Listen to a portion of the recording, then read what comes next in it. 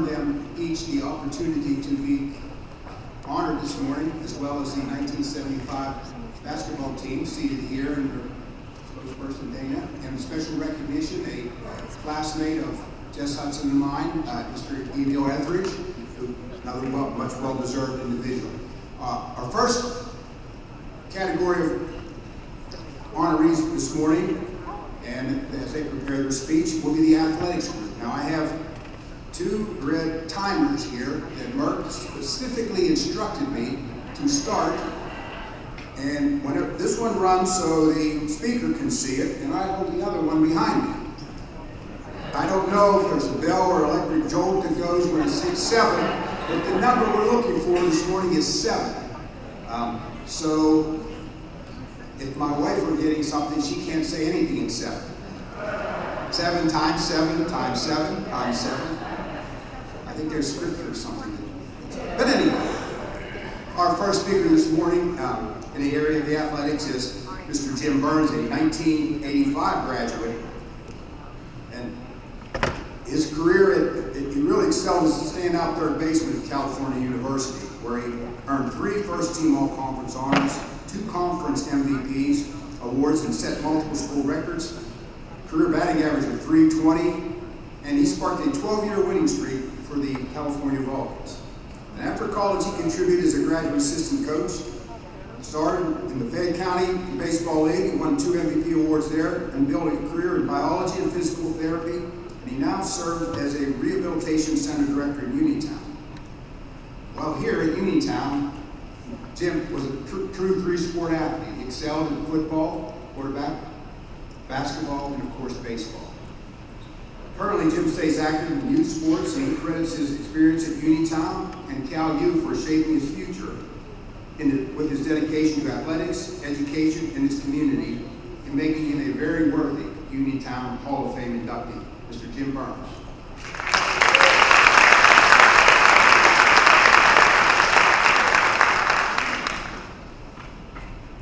We can start by saying you can shut that timer off. There's no need for that. We're going to be quick. So, first and foremost, let me say it is my honor and privilege to be here today. I'm more than humbled to be inducted into this class. As you're going to find out as the morning progresses here, this is a very impressive group of people, and I am honored to be on the stage with these folks. So, first and foremost, congratulations to all of you. It is my honor to be amongst you today. Let me start by saying thank you to the committee for this nomination. This is certainly a pleasure of mine. I want to say welcome to my mother, Joanne, who's sitting up here, my wife, Chris, my sister, Janine, my kids, Jordan and Josh, Mikey, aunts and uncles here with me today. I just want to say thank you for this, your time today to coming out and celebrating this honor with me. I would be remiss not to mention a special guy that's in heaven is my father. He would be extremely proud to be here today. So Dad, I know you're here. He walked these halls for a lot of years, and he would be extremely proud. So Dad, thank you so much for being a mentor to me and showing me around and showing me the way to be successful. To my mother, thank you for the unwavering love and support you showed me through my life, Mother. It's been wonderful. You've been an inspiration to us, and your love and dedication to us will never be matched. One special announcement. Mom will be 81 on Tuesday, so I would like to wish her an early happy birthday. She'll be 81, so Mom, happy birthday from the stage here.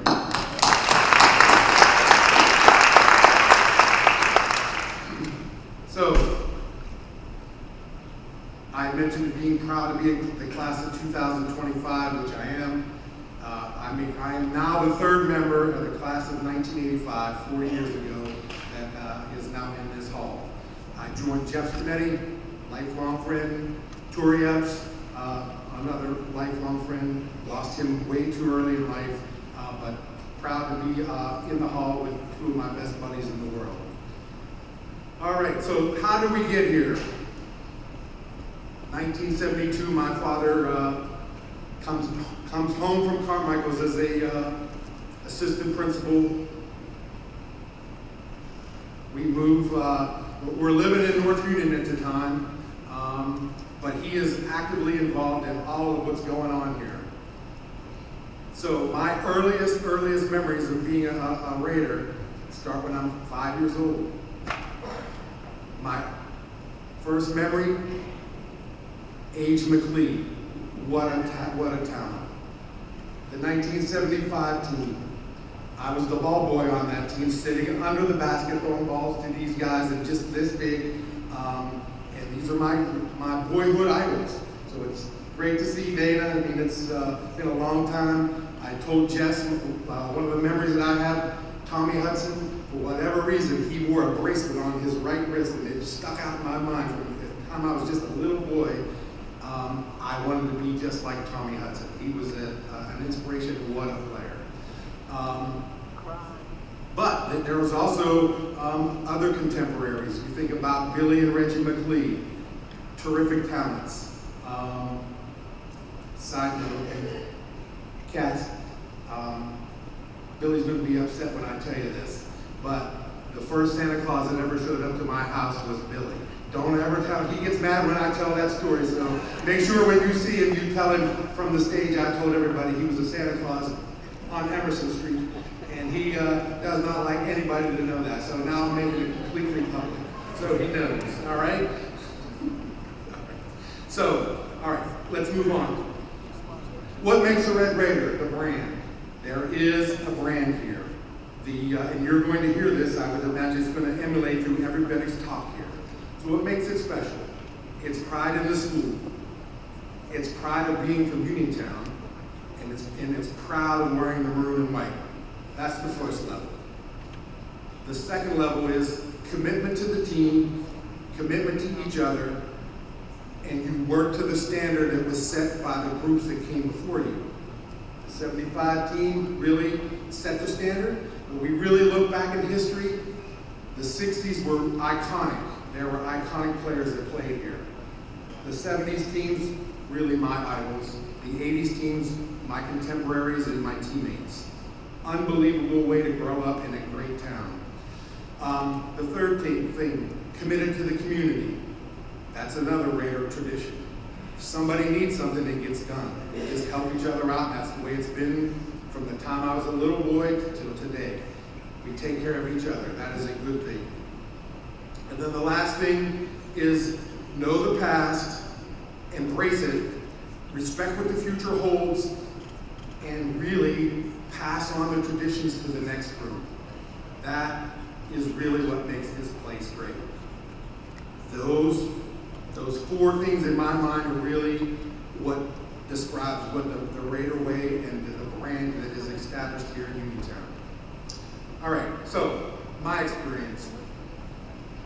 We're living in North Union, like I said. My dad is just named the assistant principal here.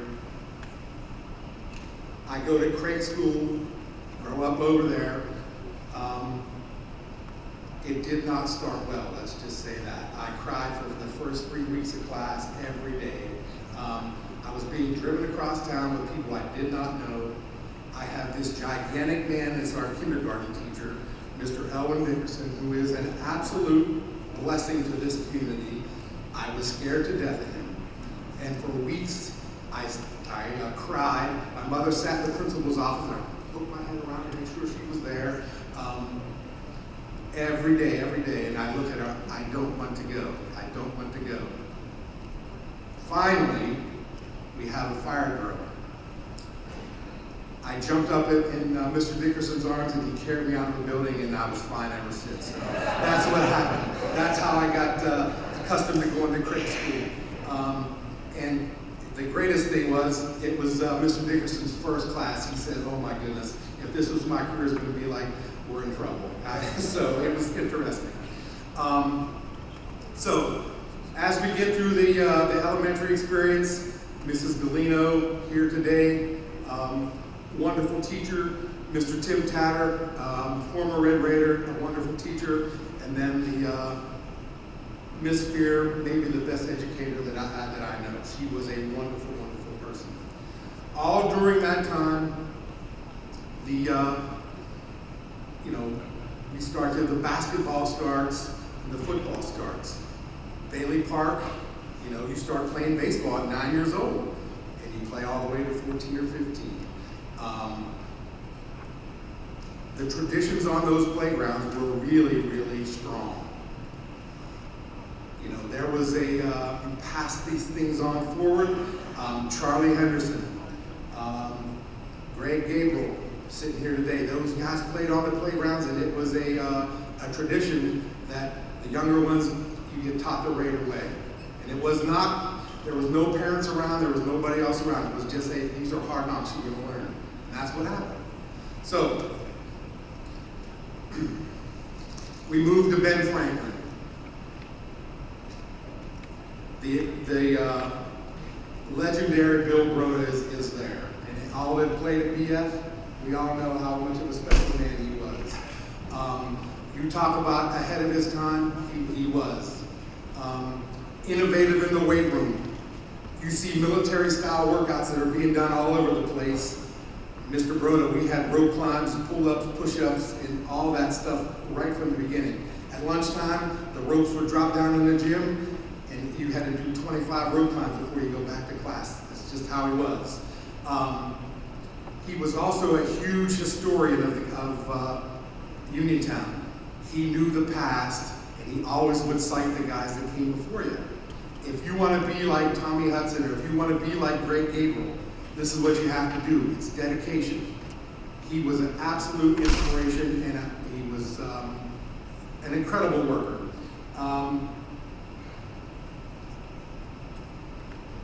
One of the greatest stories is every Saturday we would go somewhere and scrimmage. Well, we're going to Greensburg, Salem. I'll never forget this. There's nobody in the building. What's Mr. Broda do? He breaks into the school, breaks the lock, and we go in and start practicing. The coach from Greensburg says, "How'd you get in?" He said, "Oh, the door was open." And we were in there practicing an hour before anybody else got there. So he just did things his way. The other great thing that he did in the football world, we were innovative 7-on-7 at Ocean City, Maryland. We stay in the Sea-Watch high-rise. We go out and practice right next to the Gold Coast Mall, offensive installation at the beach. He took 10 of us, and that's what he did. And we, 7 plays, right and left, put them in, and was committed to that we did them right. So Coach Broda, big part of the success of my life, and I'm sure you guys as well that played for him. Mr. Bell, unbelievable. Conditioning and committed to the Raider way. You didn't do it right, we're going to stay here till we get it right. And effort mattered. My favorite Mr. Bell story. We're at Connellsville East, 1 o'clock game, not playing very well. Timeout. Whole student body's there on the line. We'd have to run line sprints in front of the student body. Now you talk about, this is a 14-year-old kid getting heckled by the whole student body of another school. He didn't care. Line up, and we did them. And guess what? You better get your effort up to what you want it to be, or we're going to do it again. I'll waste all 3 timeouts here and we'll just run. So anyway, get to the high school, and now I'm with staff that I, in essence, grew up with. I was in this building pretty much my whole life around the staff. Mr. Richard Constantine, Pete Bozick, Frank Berardi, Bill Merriman, Bill Zink, Wayne Swartz, and Mrs. Grote. I know Mrs. Grote's daughter here, Marcia, I know you're here, and your mother was a special person. And I can tell you this, she would call the house, not to talk to my dad, to call to talk to me. Are you studying for this test? Because you better. You're not doing what you need to do in class, you better pick your game up. So she was a motivator, to say the least. So those are the people as I got here. They kind of touched us a little bit. So we'll get to the football thing. I'm excited beyond belief to get here, all right? I remember getting that uniform for the first time. I sat at my locker, and it was Eric Fee's jersey, number 14, and I put it on, and I remember smelling it, because I was waiting to get here so long, and it was great. It was really good. Although the next day, I mean, I did not get to play in the varsity game that night. I just actually got to talk to Eugene Constantine. He was playing ahead of me in corner. We're playing Connersville, and he had to tackle Wes Turner, and I hope, thank God, I did not have to get in the game to tackle that guy. He was 6'4", about 250 pounds, I'm 5'6", and 140. It was a mismatch. So I just got on my knees and prayed that Eugene did not get hurt, and he did. Thank goodness. So anyway, football. My football career really was kind of up and down. I could throw a little bit, but always kept getting a knee injury. So it really didn't work out the way that I thought it should, or it could have. But we had mentioned before about passing it on. The one vivid memory that I have is as a senior, there's this little boy that's sitting at the locker with me, and it's Rich Constantine Jr. You guys may know him as the dancing doctor on TikTok, but he is a wonderful young man.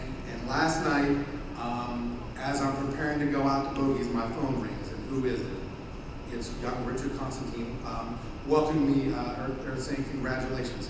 Here's a kid that would hand me my shoulder pads, hold my helmet as we're walking onto the field. Like we said, they're idols. And, he was part of my life, and I really appreciate him. Basketball, once again, role player here pretty much, until I got to be a senior. The 84 team, we made a really nice run. I actually played some quality minutes on that squad. Ended up losing to at Ringgold to Bethel Park, 62-60. And it was, unfortunately, it was kind of the way it went. I have to tell you one last Nestor story though. My first game, Laurel Island, this is great. Wide open at the key, and Coach Hogger's here, he's heard this story plenty of times. Wide open, shot at the key, and I fired it up there, and it was a brick. Absolute brick. And I shot that ball 1,000 times, easily. We go into the locker room at halftime. Burns, I put you into the game and you shot it to Brownsville. Now sit your ass on the bench and you're done for the night. And that's what he said. So that was old Coach Nestor. He was incredible. That gets us to high school baseball, and really the two guys here that changed my life. The late Ross Orndorff and Joe LaPresta. Joe, would you please stand up for me?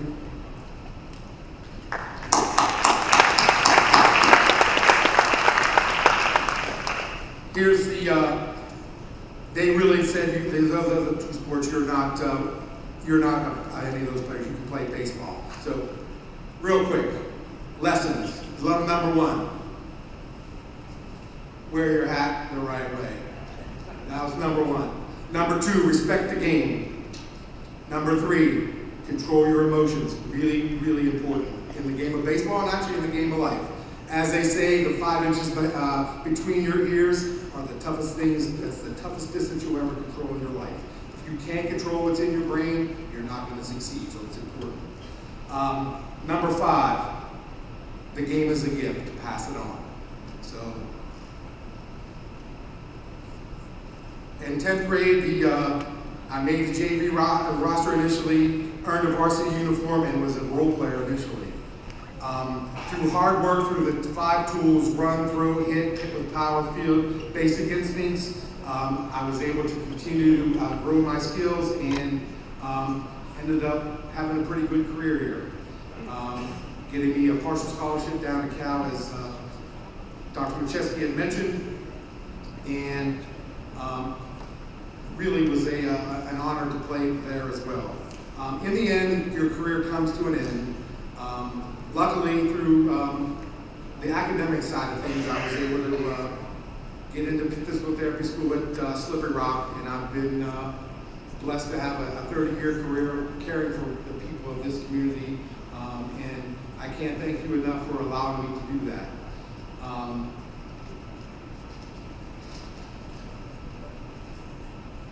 I was lucky enough to raise my son here Two of the folks that I mentioned earlier were actually helped my son in an athletic career. Coach LaPresta is still involved with us, Coach Bierbauer as well. So I'm eternally grateful to both of those men. In closing, let me say it's quite an honor for me to be here. And one last thing, go Raiders.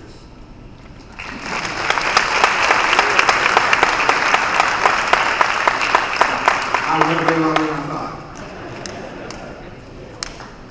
At this time, we'll have our athletic director, Harry Kaufman, present Mr. Burns with his award. Now, two things, Jimmy. First, you said, turn the clock off. Well, I didn't. 18 minutes and 23 seconds. Secondly, you mentioned some very esteemed math teachers that you had in your career, none of which obviously taught you how to tell time. I'm on my wife's time, just ask her. So therefore, comes to our next speaker, Jocelyn Chandler. Jocelyn Chandler. We talk about the basketball history, the lore, everything in Uniontown. Jocelyn Chandler is the all-time leading scorer, period, in Uniontown. Male, female. And then we talked about the playgrounds. Another product of the Uniontown area playgrounds, Jocelyn. She had a fantastic career at Uniontown, scoring 2,048 points, led the Uniontown Red Raider girls to their first playoff berth in 20 years. She made all section, all state. She had 2 games over 40 points scored. She also played soccer, softball, and track here. And sorting through some scholarship offers, she chose Duquesne University, where she had a stellar career there. A personal quick story about Jocelyn. It was a very, very tight Uniontown Laurel Islands game in the old gym when we were here. And she was fouled out of the game on the worst absolute offensive charging foul in the world, which not only did she get ejected from the game, so did I go from the gym. So the officials that evening were not, they reported me to the superintendent at the time, who actually was Mr. Burns. So anyway, that's my personal reflection with Jocelyn. But after she finished and graduated from Duquesne, she built an extremely successful career in accounting at the PNC Bank. She oversees a finance governance office, actually, at the PNC Bank in Pittsburgh. She credits her basketball career here as the foundation of her personal and her professional growth, and she reflects with pride on her achievements and describes her journey as a testament to perseverance, leadership, and the power of sport to shape one's future. Ms. Jocelyn Chandler.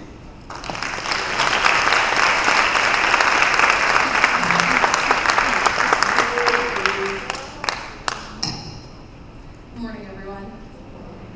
It's truly an honor to stand here today. I remember when I got the call last year, Tony called me to let me know I was nominated. I couldn't believe it's already been 20 years. It feels like just yesterday I was walking these hallways. Unfortunately, I couldn't accept last year due to a previously planned vacation to Aruba. And for those that know me, they know that there's not much to get in the way of a good vacation, especially one of my favorite places. So I just made sure I didn't have any conflicts this year to be able to stand here and accept this incredible opportunity. When I picked up a basketball those years ago back in Persian Court, I never imagined it would lead me to this moment with being inducted into the Uniontown High School Hall of Fame. First, I want to thank God for blessing me in so many ways and leading me on this journey that brought me here today. Next, I want to thank the Hall of Fame Committee for this incredible recognition. I'm deeply humbled and proud to be included among so many great scholars, athletes, arts professionals who have made a lasting impact on this school and this community. To my family and close friends, especially those here with me today, I'm forever grateful for your unwavering love and encouragement that carried me through the toughest times. Thank you for the rides to practice, all the post-game lasagna meals, the rides to the Bronson House with stops for ice cream, for those that contribute financially, and for the countless hours spent in the stands cheering and for always reminding me to remain true to myself. To my teammates, I wouldn't be standing here without them. They pushed me to be a better person and player. I have been blessed through my career to be relatively healthy, but have had teammates who suffered devastating injuries or have had illnesses in which the game was taken away from them. These experiences have allowed me to appreciate life and the many blessings as it can change in an instant. We share victories and heartbreaks, and through it all, we build a bond that goes far beyond the hardwood. To my coaches, thank you for believing in me, and even when I doubted myself, for pushing me to be better, and for teaching me the true meaning of leadership and dedication. Lastly, I want to thank the Uniontown School and community. This community has been the foundation from the very beginning. From a day spent at Easton United Community Center, from playing basketball in Bob Genovese leagues, the summer days spent on Grant Street and Bailey Park, all the church leagues, the school mentors and teachers, and the generosity of local sponsors. These people and program were the foundation of my childhood. Those centers, gyms, leagues, and summer camps gave me more than just a place to play. They gave me a safe space to grow, to learn discipline, teamwork, and perseverance. The mentors and volunteers who poured their time and energy into me gave me the tools that shaped not only my game, but my character. I will forever be grateful. When I thought about what I wanted to share today, I thought it made sense to share what basketball has done to shape who I am and the lessons that it has taught me. Growing up in the Easton and Uniontown, we didn't have much, but I had a great family anchored by my grandmother Vera, a supportive community in sports. Basketball has always been more than just a game for me. It's created opportunities that I would never have had and has been one of the greatest teachers in my life. It has taught me discipline, resilience, teamwork, and the importance of working hard and pushing beyond what I thought were my limits. Every early morning practice, every conditioning session, every tough loss, every win, each moment shaped who I am today. One of the first lessons basketball has taught me is the importance of having a plan. And again, for those who know me, know I love the plan. No good team steps on the court without one. We study opponents, we draw plays, and prepare for different situations. In life, it's the same. You need goals, direction, and a vision of where you're headed. A plan keeps you focused and gives you purpose. I had a plan from an early age. My plan was to get a scholarship, graduate college, and play professional basketball. Having a plan allowed me to remain focused and confident in where I was going. It also gave me purpose and reminded me that I was working towards something bigger.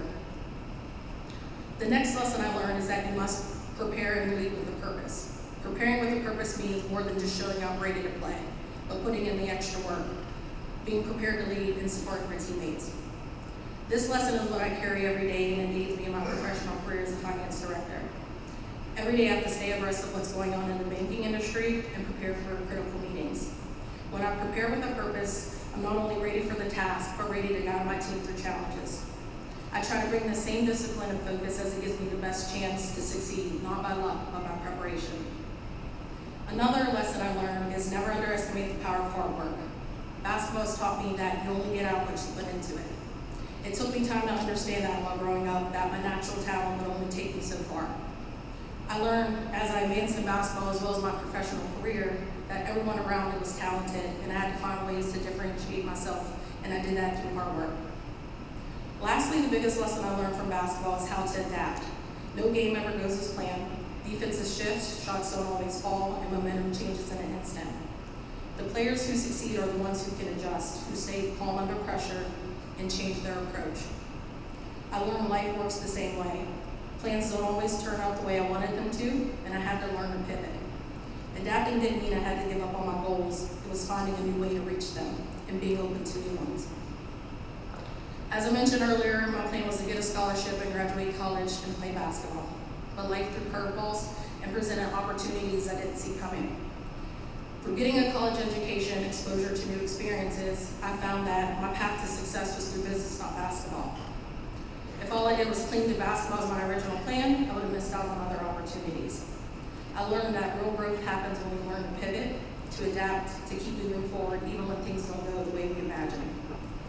So what I learned, whether on the court or in life, I always remember to make a plan, prepare and lead with a purpose, work hard, but stay flexible enough to adapt. Because life, just like basketball, isn't about running the perfect play. It's about playing the game all the way through.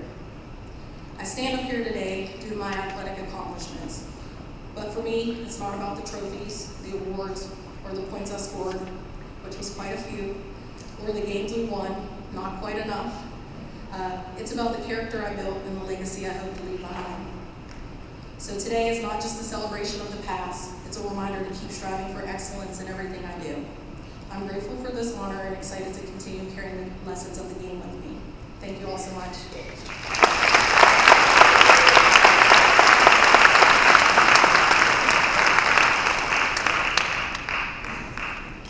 Thank you, Jocelyn. An outstanding career at Uniontown, and also continues an outstanding career in her chosen profession. And I did make an error. It was 2003 basketball season, and the official did report me to the superintendent, who happened to be me at the time. I've been here so long, I forgot. Our next speaker is not just an inductee today. If you just look at the program, there are individuals that are legacies. And it's a term that's often overused, but in this case, I think it's very, very appropriate. Dr. Harry Hartman, who graduated from Uniontown in 1955, went on to an extremely distinguished career as an educator, a coach, administrator, spending over 4 decades involved in academics and athletics, with very influential roles at Salem University and the West Virginia University of Technology. He earned his degree from West Virginia University and Salem College and served in several capacities, ranging. He's been a professor, an athletic fundraiser. He's authored textbooks. He developed nationally recognized programs in safety and physical education and received numerous honors, including the NIAA District 28 Executive Committee recognition and a Mary Beatty Teaching Excellence Award. His athletic leadership includes serving on the NCAA Division II basketball tournament as director and the NAIA football playoff official, while he earned multiple Coach of the Year and Conference Championship awards. Even in retirement, Dr. Hartman remained active in professional organizations and community service, leaving a lasting legacy of mentorship, education, and leadership that continues to inspire students, athletes, and educators. During his career at Salem, Dr. Hartman was either a coach or a professor or the athletic director, with several prominent Uniontown athletes attended Salem University, one of which is our own Coach John Fortuna, who is here also today. So Dr. Hartman was a mentor to Mr. Fortuna and many other Uniontown athletes that were pipelined down to Salem College in West Virginia. Dr. Harry Hartman.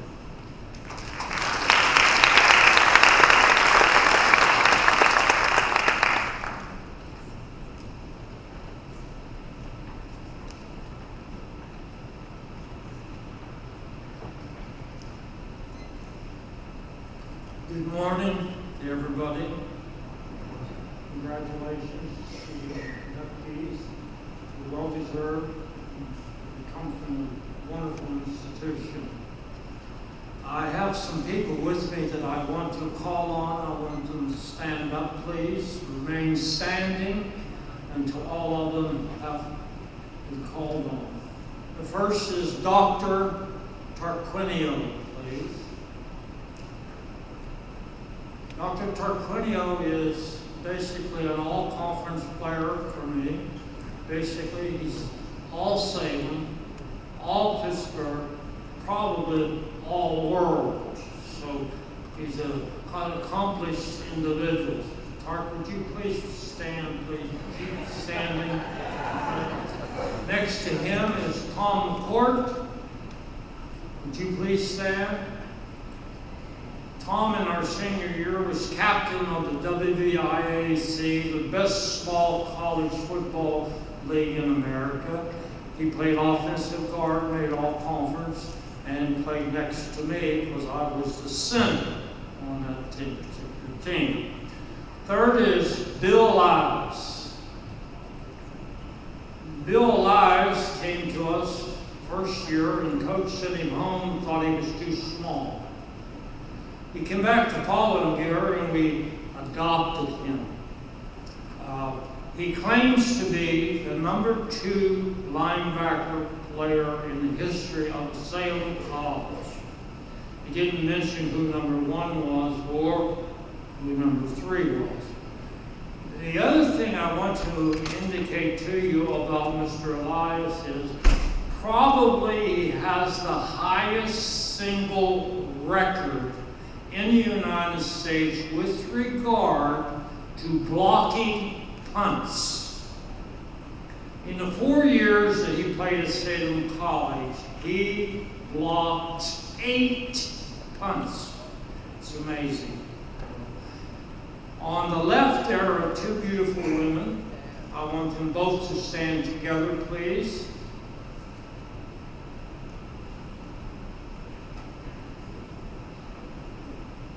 The one on the right, basically, is sister to the one on the left, basically, that is my wife.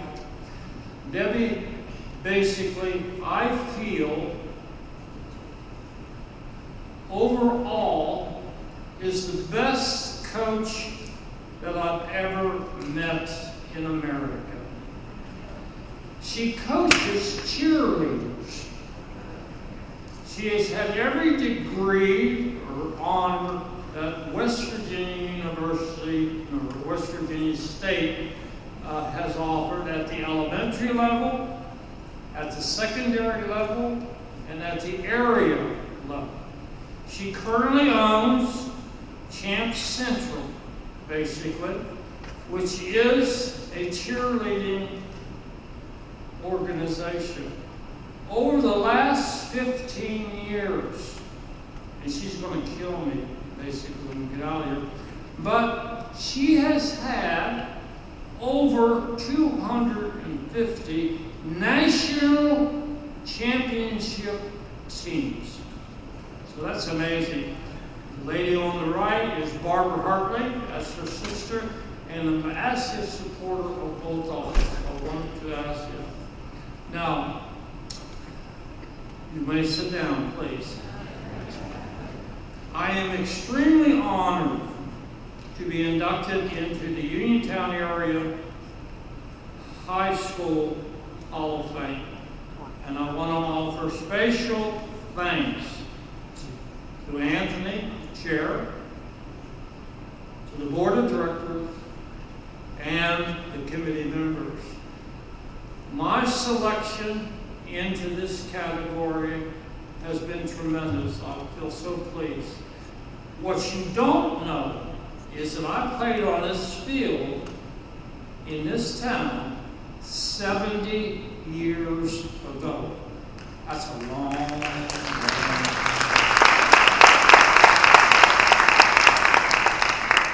I am not the first Hartman to be elected into the Athletic Hall of Fame.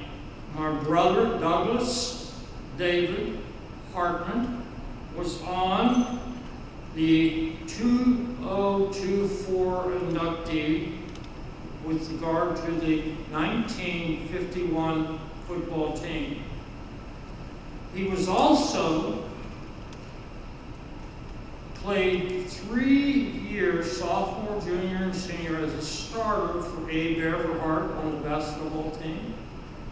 He was also high hurdler and low hurdler on the track team for Abe Everhart. He probably, when you're looking at both of us, was a superb athlete. I was better in football, but he was better all around. So I wanted to make a special contribution from the standpoint to make it clear to you that this happened. Okay? Now, in my past, when I first came to Uniontown Area High School, I found out basically that this high school was great because of certain reasons. And I have 3. They were great because of the administration staff. Dr. Dan Tovar was principal at that time. He ran a unique system of organization with regard to the school. Everybody knew what they should do and what they couldn't do because of his leadership. I looked on him and he caught me coming up the steps one day and he said, "Mr. Hartman, it is all right for males to have good grades also." and I expect you to be a top academic performer when you graduate.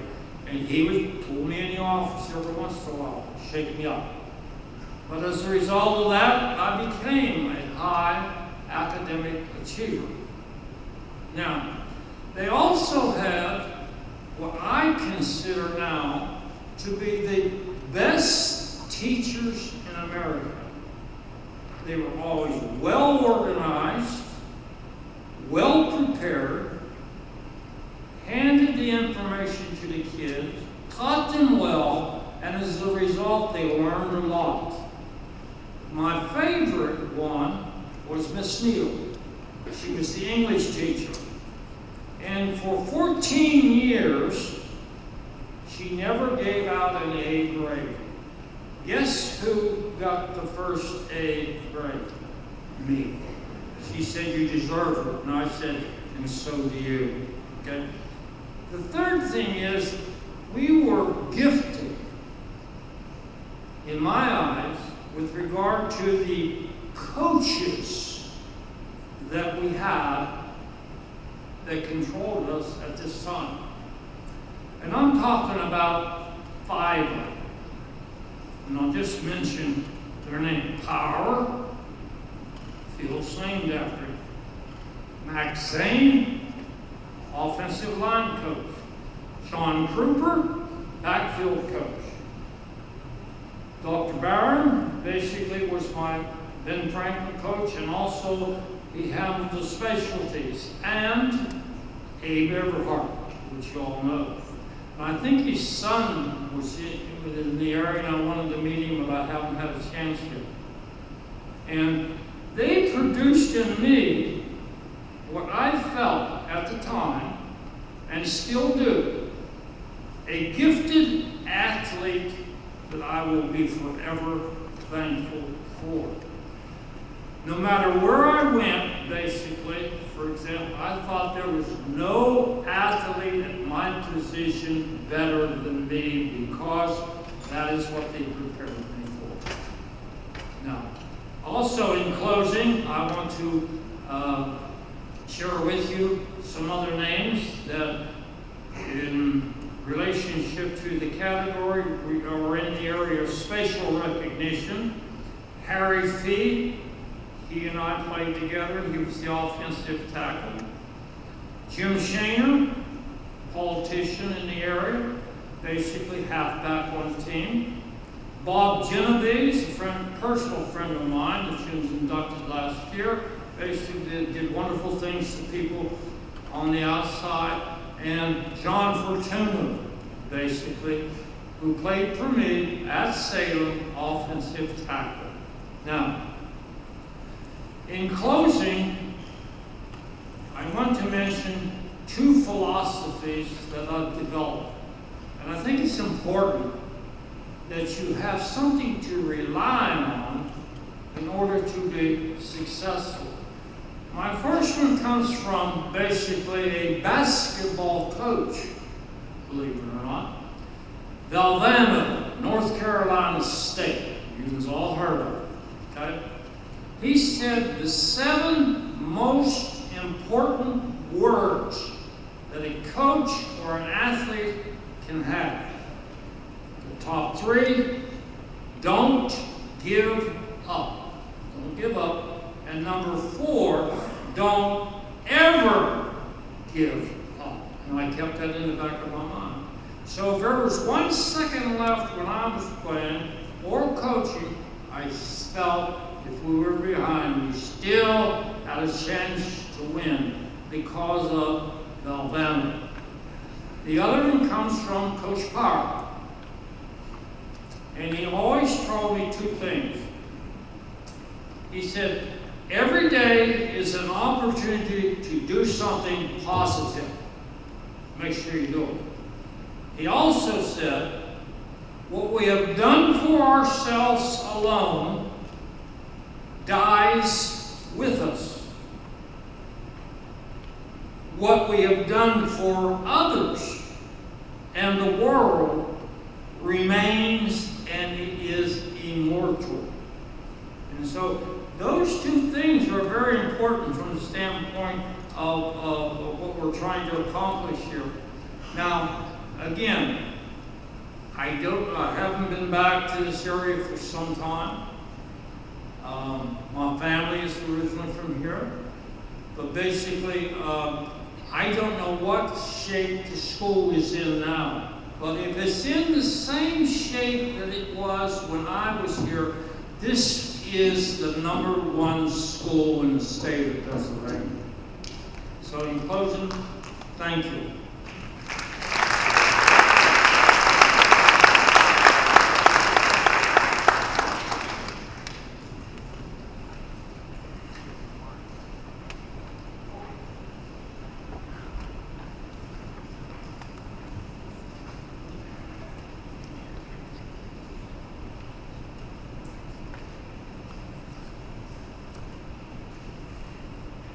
Thank you, Dr. Arvin.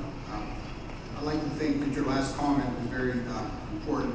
We still believe that we are among the highest rated schools, definitely in this area, and competitive throughout the state. And this thanks to the staff that we have, similar to what you had addressed earlier, the administrative staff, the faculty, and all of our employees. Next area we're moving into is the area of the arts. First inductee in the area of the arts is a 1998 graduate from Uniontown, Tiffany Gleason Flume. Tiffany is a graduate from 1988, and in high school she excelled academically as well as participated in swimming, track, and the marching band.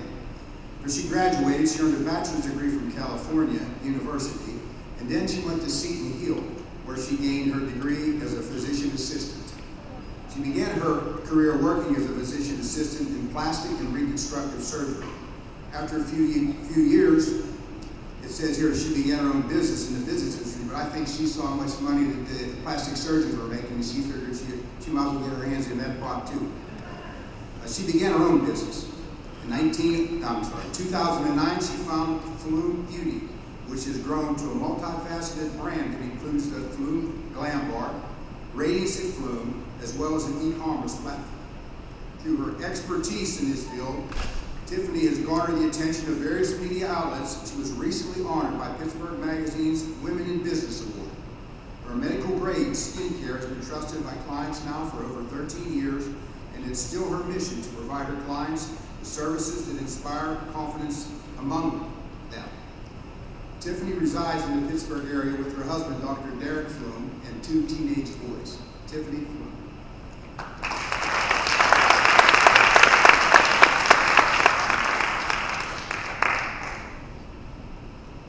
Good morning, everyone. It's been a while since I've stood on stage and spoken in front of a bunch of people, so give me a minute here to get used to this. First of all, I want to thank the High School Hall of Fame Committee for this incredible honor, and congratulations to all of the inductees today. I'm truly honored to be among all of these incredibly successful people, so thank you. What an honor it is to be inducted into Uniontown Area High School Hall of Fame. Standing here today, I am filled with gratitude and reflection. Growing up in our community has always managed to keep me grounded. It reminds me on a daily basis of the value of staying true to my roots. No matter where life has taken me or where it will take me in the future, the values instilled in my humble upbringing are the foundation of everything that I do. Thank you, Mom and Dad. By far, I am most proud of my family. My wonderful husband, Derek. There aren't enough words for him. He has provided endless encouragement and support half of my life at this point. And you're an integral part of why I stand here today. And somehow he manages to love me even on my worst days. Thank you, Derek. My 2 beautiful sons, Milan, who is 16. He really wanted to be here today, but he is out pursuing his love of baseball, and I wouldn't have it any other way. My youngest, D'Angelo, he is 13, and he definitely would rather be playing hockey in Rhode Island than watching his mom be inducted into her high school Hall of Fame. These three are my greatest joy, these three are my greatest joy, my biggest blessing, and my most challenging and rewarding job. Marriage and motherhood have taught me so much. They teach me on a daily basis about resilience and unconditional love. And these lessons I carry into every aspect of my life and work. I am an entrepreneur. And are there any other entrepreneurs in this room? No? If there are, I'm sure that you can attest that this journey is not always straightforward and smooth. For me, although it certainly has been challenging, it has been profoundly rewarding. Building our brand, the Flume Beauty brand, has been driven, simply put, by passion and grit. Entrepreneurship requires a lot. It demands support from family and friends, sacrifice all the way around, a solid work ethic, and most importantly, accepting that setbacks and failures, and there are many, are what is going to fuel you to your growth. With that being said, the journey of entrepreneurship has provided an incredible gift of creating something meaningful. For us, it has been an environment where careers flourish, dreams are realized, and our customers leave feeling confident and powerful. Thank you to each and every one of our clients, customers, and patients. I'm so grateful for every one of you. I'm proud that the company we've built has become more than just a business. It truly is a platform that has helped our employees find stability, purpose, and the confidence to excel at their passions. For me, watching others succeed because of opportunities that we provide has been profoundly fulfilling. I am blessed that every day I have the privilege of helping women and men feel their absolute best. For me, I believe confidence, health, and well-being are more than just superficial. I think they are essential to living a healthy and fulfilling life. As we know, and as some others have said, life can be challenging and unpredictable. But I truly believe when we nurture our confidence and prioritize our health, we can face any challenge with strength, positivity, and resilience. When I was preparing this speech, I said to myself, what message do I want to get across today? And I decided that I just really wanted to talk a little from the heart and share a few of the career and life lessons that I've learned along the way. And some of these, it took me a while to learn. First lesson, when you love what you do, you never work a day in your life. This may sound like a cliche saying, but I do absolutely love what I do, and for that I am grateful. I love that my work allows me to make a difference in people's lives. This is fulfillment to me. I think it's safe to say that for most people, some common life goals are to live a happy, healthy, and fulfilling life, and maybe experience a little bit of success along the way. I think the real question is, how do we define success? As someone who has experienced a little bit of success, and let me explain how I define success. I'll be the first to tell you that success does not include the material things. Expensive cars, expensive handbags, sure, those are nice every once in a while, but that's certainly not how we were raised here in Uniontown. I'm sure all of you can agree. Success is about loving the journey and waking up every day excited for what is ahead. It's about pursuing something that is greater than ourselves and figuring out how it is that we can be of service to others, just as Dr. Hartman said. In the words of Ed Milet, who's a motivational speaker, you are best suited to serve the person that you once were. Think about that for a minute. You're best suited to help the person that you once were. I believe in that. I believe that service, fulfillment, and success are all intertwined. Success is about following your heart and figuring out what it is that brings a smile to your face, and most importantly, peace in your soul. After 4 decades on this earth, and I can't believe I'm saying that, that's surreal to me, it is clear to me, to put it simply, that peace equals happiness. It's as simple as that. When your soul is at peace, you are happy. Whether it's pursuing what you're most talented at as a career, dedicating your life to your family and raising your children, or deciding to start that business that you've dreamed of for many years, I encourage you to find that thing that makes your heart beat a little faster. And let's encourage our children to do the same, because that's certainly all that we would want for them.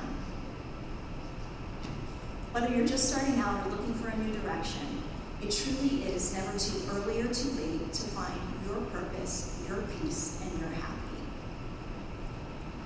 In closing today, I want to thank my family, my husband and sons. You are my every breath. You are my peace.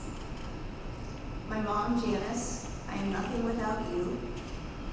My dad and grandma in heaven, thank the three of you for your love, endless support, and for my humble upbringing. That is the reason I am me.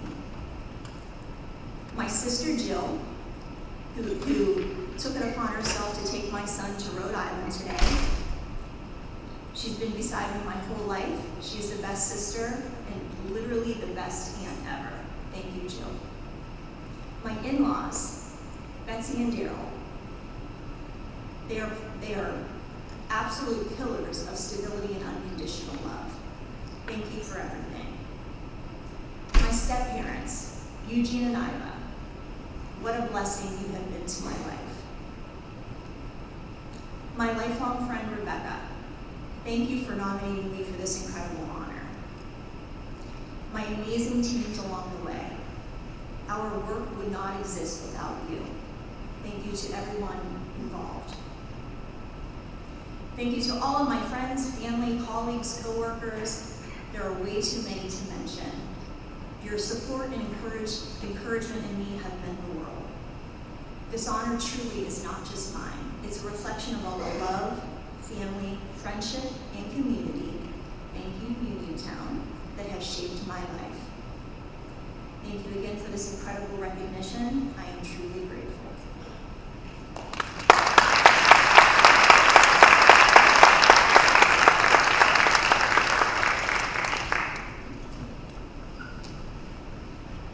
Presenting Tiffany with her award would be Ms. Janice Deli, who's the chairperson of the Arts Committee.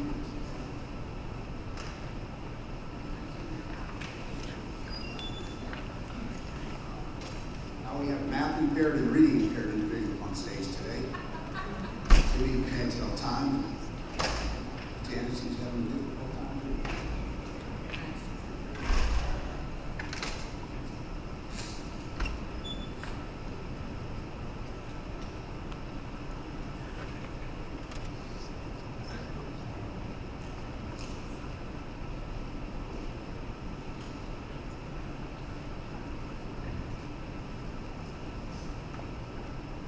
Our next inductee in the area of arts is quite an accomplished individual in several areas of the arts.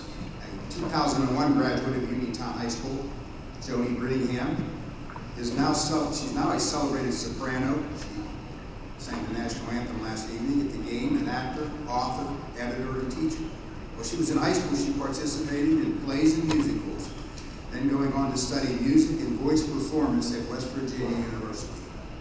Later, she enrolled in the dual Master of Music and Voice Performance and Music History and Literature at Baylor University. While at Baylor, she began her teaching career, studied opera in Italy, and also traveled to Kenya with the Baylor Music Mission Team. She's currently the editor of Classical Singer magazine, where she oversees a team of 30 writers. In addition to writing fiction, she's also the author and contributor of informational text and instructional singing books. On the stage, she's been praised for her dramatic versatility, captivating stage presence, and outstanding solo work. Joni's musical pursuits and adventurous travel have taken her all over the world.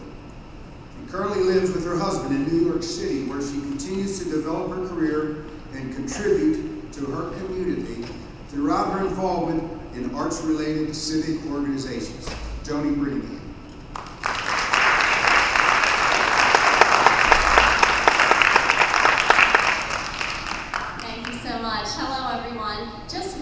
housekeeping notes before I begin my actual speech so that you know what's going to happen with what I'm doing here today.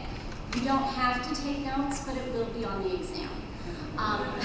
At the end of my speech, I am going to, at the request of my mother, hi Mom, I will be singing for you, and I am going to step away from the microphone for 2 reasons. One, so that my wonderful pianist, Kristen Antolini, who is a wonderful friend of mine from West Virginia University, and for those of you who attend St. Teresa's Church, you know her as your beloved music director. I'm also going to step away from the microphone because I will be using my opera voice. So that will be happening at the end. And also, my apologies to the rest of my fellows and to all of you. I do have to head out after this. I have a last-minute gig tomorrow in New York City, and so I am leaving several hours earlier than planned so that I don't get home in the middle of the night. So with that, I have always been someone who climbs. And if you're not sure what that means, you can ask my mother about the time that I got lost in SeaWorld. I knew exactly where I was. There was this giant climbing thing, and I thought it looked fun, so I went for it. And then she had to search for me along with all of the employees of the SeaWorld. Also, several of my mother's friends who are sitting behind her today are giggling a little bit at that because they watched me scale the doorways of my parents' house when I was a child. And that is a habit that I have maintained throughout the rest of my life. I have always been someone who climbs. And here in Uniontown, there's lots of opportunities for climbing. Not just the wonderful, beautiful mountains and trails that we have that I grew up loving and that led me to explore mountains and trails all over the world, from Machu Picchu to Scotland to the Camino de Santiago in Spain. I learned how to do those trails safely here and from the people here. Among the other things that I learned here, I grew up with grandparents and parents who came to everything that I did. When my grandparents passed away and we cleaned out their house, we found a dresser with 6 drawers, 1 drawer for each grandchild, and each drawer was filled with every program, every newspaper clipping, everything that we ever did, because they were here for us. They came to everything. They sat, not in these seats, in the old orange ones. They sat in this auditorium and watched every musical that I ever performed. They sat in the hot swimming pool bleachers and cheered me on. And I am eternally grateful for my late grandparents for the support that they gave me. And I am grateful to my mother and my father for their support and encouragement, because when I told my parents, I'm going to major in music, they didn't say, oh God, no. They said, are you sure? Maybe music ed? No? Performance? Okay, get a master's. And they encouraged me in all of those pursuits as well. And they came to all of my performances, including when I made my Carnegie Hall debut, and when I was invited back to do a North American premiere at Carnegie Hall as well. To my mother's friends sitting behind her, I would like to thank you as well for your incredible support. They are a fan club that has watched me grow up, and they have been at just as many performances as my family. And to my sisters, one of whom is here today, the other has taken her daughter to swim lessons, so future Red Raider swimmer there. I'm very thrilled to have the love and support of my sisters and of my 4 nieces and nephews who are my joys. And I was really thrilled last night to get to watch my niece, who is one of the Silks in the band. Congratulations to the band director. As a former band member, I was really thrilled to see how wonderful those children are children. They're young adults, almost adults, performed. Being from Uniontown has been a point of pride for me in my career. When people ask where I'm from, I say, oh, well, I'm from a small town near Pittsburgh. It's called Uniontown. And they say, I've never heard of that. Or if they're from anywhere and they say, I've been there. And then we talk about the wonderful places to eat. It is a place that, as was mentioned before, I don't forget my roots.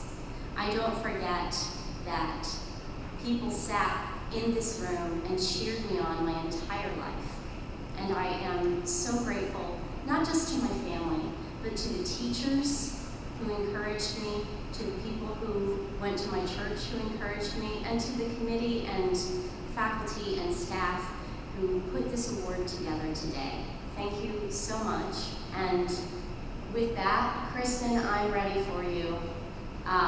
We're going to keep climbing every mountain.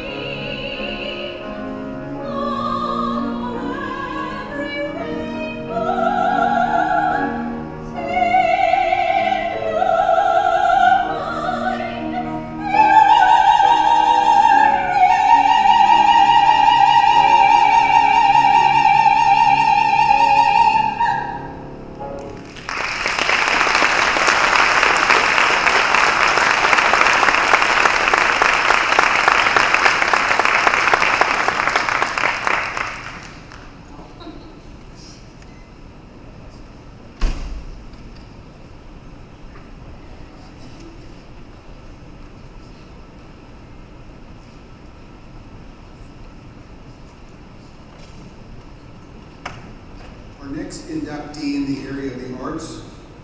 You can see her almost every evening on Channel 2. Erica Standish, a 2010 graduate from Uniontown High School. After Uniontown, she graduated magna cum laude from Indiana University with a bachelor's degree in communications and a minor in journalism. During her career there, she was very active and received the Richard and Lemberski Distinguished Service Award for the outstanding service to the Departments of Communications and Media.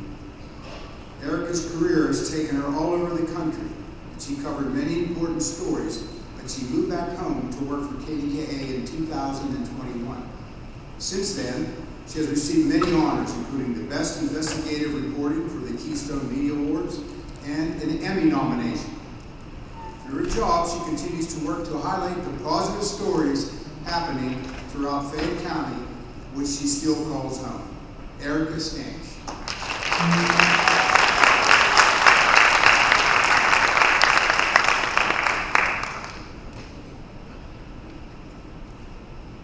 Hi everyone. Thank you for being here today. I'm a little stuffy. I have allergies, so please forgive me on that note. But first I would like to thank Uniontown High School and the organizers of the board for this very special honor. It is just a privilege to be sitting up here with these amazing people and to be recognized for all of our achievements, success that I will continue to strive for. Now, I'd be remiss if I didn't immediately recognize my parents as they've shaped me into who I am today. Without them and their nonstop push to encourage me to do better and better, I would not be who I am today, and I wouldn't be standing here accepting this honor. For those who don't know, I was mentioned though, I'm an anchor and investigative reporter at KDKA TV in Pittsburgh, so I will try not to use my reporter voice this entire time. The path to get there though has not been without risk, a lot of determination, hard work, and faith. Thankfully, I had an incredible support system by my side every step of the way, telling me that I could not only do it, but they'd be there even if I didn't. My career has taken me all over, from Jacksonville, Florida, to Youngstown, Ohio, Johnstown, Pennsylvania, Oklahoma City, and then finally back here in Pittsburgh and in Uniontown. Each one of those stops I consider to be another step up on the ladder to get to where I've always hoped to be, which is right here, a place that will always be my home. What's funny is almost every person I talk to asks me why I still live in Uniontown and commute to the city all the time. It takes over an hour each day. But my response is always the same. Uniontown is my home. It's where I grew up. It is where I'm proud to be. And while living in the city would give me more time and certainly less headaches with the traffic, I wouldn't want to call home anywhere else. There's so much to be proud of here in Uniontown. While my job does highlight things that are negative, I strive to find and highlight all of the positive, like our growing businesses here, the community events, and how we here in Uniontown rally together when a family needs it the most. I learned about that camaraderie in high school through my teachers and coaches. My experience here was so positive. Whether it was in the classroom or at a track practice, I always had a leader who was there for me, pushing me, encouraging me, and helping carve the way for me and my teammates and my classmates' success. It's something that I've now taken and do for my fellow colleagues, and I was a mentor to them. You know, just like in track and field or cross country rather, where the competition is fierce and everybody wants to cross that finish line first. My job is the same way. The TV stations in Pittsburgh are always working to be better than the other. And while anyone who knows me knows that I am as competitive as it gets, and getting first place is practically in my blood, I believe there's always a way to get there and be number one while still being compassionate and kind. I learned that from my coaches here, because if I lost the race, I still told the other team, good job, nice finish. And I do that today, because I believe that even when or if you lose, you can support someone and learn from those who may have done it better. My passion to do what I do today started way before I realized. I joined 4-H the first year that I could at age 8, and beyond the typical clubs that most would think of when it comes to 4-H, I was also part of the communications club. There I was the president, and I would run the meetings. I would also take part in public speaking and presentations, slowly but surely practicing the skills that I needed to stand in front of a group of people and present information to a crowd. That continued in high school when I would read the daily announcements over the intercom, or when my parents made me fill out those scholarship forms and college applications, challenging my writing skills and ultimately making me a better writer. I also credit the sports I did in high school for making me who I am today. I was always on a schedule: school, track and field, dance, school, cross country, diving, and then dance. I always had somewhere to be, and I had to be there on time. That enabled me with my time management, which is just huge in my career today because I am always on a deadline. Some of that time management also came with planning events or activities at school, as I was the class president all 4 years. Whether it was planning a school dance or your typical officer meeting and duties and Spirit Week, I was busy. I had to stay focused in order to get everything that we wanted accomplished. And I really can't thank the teachers I had enough for their support and guidance through high school, always challenging me and encouraging me to do more, encouraging me that I could get that PR, I can ace that test. I learned about grit and determination through all of those moments to never give up. A great example of that is at a track meet when I tore my hamstring in the middle of a race. I could have and maybe should have stopped, but my coach, Mr. Durrott, encouraged me as I made my final lap around the track that I could finish. And I may have had a big old limp at the end of that, but I made it. Then thank you to personal trainers here at the school. They helped me with whatever I needed to recover from that until I was 100% again. And it's really all those little moments where things weren't always great, but it was how I was treated and cared for here that showed me to never give up and always keep pushing forward even when it's difficult. And my dad is another great example of never giving up. He's had challenges throughout his life where injuries have gotten in the way. He always finds a way to bounce back. Even just recently, he had a shoulder and back surgery, but he is here today supporting me and showing me that there are no boundaries. There's no reason to stop pushing and trying, even if it does come with a little pain. Now, I take that everywhere I go when sometimes I'm meeting people on the worst days of their lives. It is not always about a story, but it's how I can help, if at all, to get our communities what they need to help move forward and not give up. I think that's why I enjoy doing so much of what I do today. I not only get to meet someone new every day, but I am also there to inform the public, and I strive to be someone they can lean on, like my parents and coaches were for me growing up. That's especially important when I do my investigative reporting or holding public officials accountable in order to make a positive change in our communities. And speaking of being positive, I'm thankful to have my mom, who alongside my brother are just the most positive people that I know. My mom has always encouraged me to keep my head up and stand tall and laugh something off, even if it was in a difficult moment. That has helped me so much to be the strong, confident person that I am today. So to wrap this up, I really just want to say how thankful I am for the guidance and knowledge that I've received here at Uniontown High School, for every opportunity that I was given that has allowed me to be where I am today. I would also like to thank my family for their support, my parents for pushing me, even when I didn't want to do something, to get it done and to get it done right. They were at every sports competition, every dance show. They've truly been there for me every step of the way, and for that I'll be forever grateful. Thank you so much.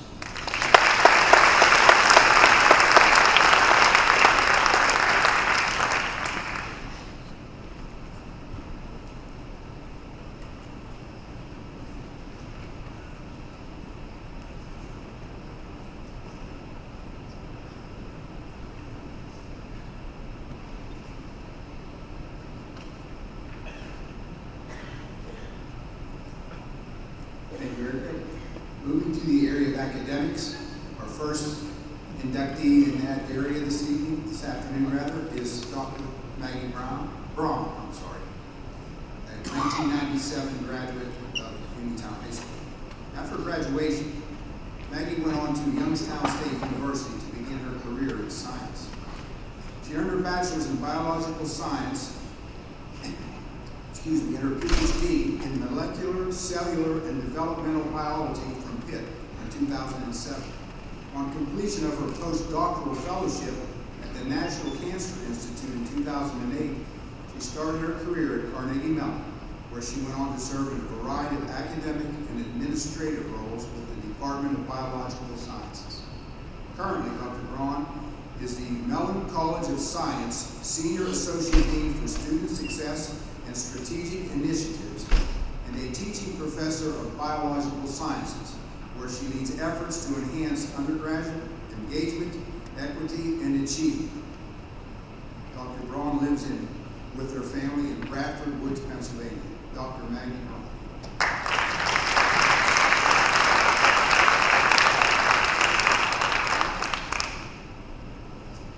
Thank you. It's with deep gratitude and humility that I'm here to be inducted into the UHS Hall of Fame. I want to thank the committee for what I'm sure is a difficult job trying to identify great candidates, particularly whoever pulled out these old pictures and reminded me of the bangs, so thank you very much for that. But to be recognized in this way and stand among so many accomplished individuals who have brought honor to this school is truly an extraordinary privilege. I'd like to begin by expressing my heartfelt appreciation to my parents. Their sacrifices, unwavering support, and guidance laid the foundation for everything that I've been able to accomplish. They instilled in me the values of perseverance, integrity, and commitment, values that have shaped my life and career. I also want to thank my family, my spouse, my children, my siblings, whose encouragement and love have sustained me through every challenge and every success. No achievement is ever accomplished alone, and I share this honor with them. I am equally indebted to the many teachers, coaches, and mentors that I encountered through my career in education at the Uniontown area school system. Starting in elementary school, people like Donna Scott, who I saw at the football game last night, she taught me in 1st, 3rd, and 5th grade, so I told her she's 25% responsible for my academic success, which is great. Edward Fear, in middle school, Clarence Checkton, Doug Lowe, Mickey Deli, Gail Grischel, were fabulous and teachers in academics, band, and other great areas like shop class. In high school, Margaret Emelson was fabulous, even though I was terrified of giving speeches. I now do it on a regular basis. I want to thank Rita Patronis and Frank Berardi, who inspired my love of biology in high school. They were consistently encouraging and gave me the confidence in my ability to succeed when I worked hard. Their dedication, belief in students, and high expectations inspired me to strive for excellence and believe in my own potential. This honor is not simply a recognition of individual achievement, it's a reflection of the community that raised me, the family that supported me, and the educators who prepared me. I am profoundly grateful to be a part of the legacy of this school. Thank you for this distinction and for allowing me the opportunity to give back to the community that's given so much. Thanks.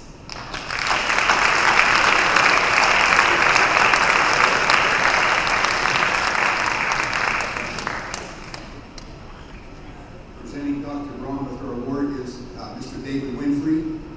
David is a member of the last WDL basketball championship team in 2002, so we're hoping for another one, but David was a vital member of that team.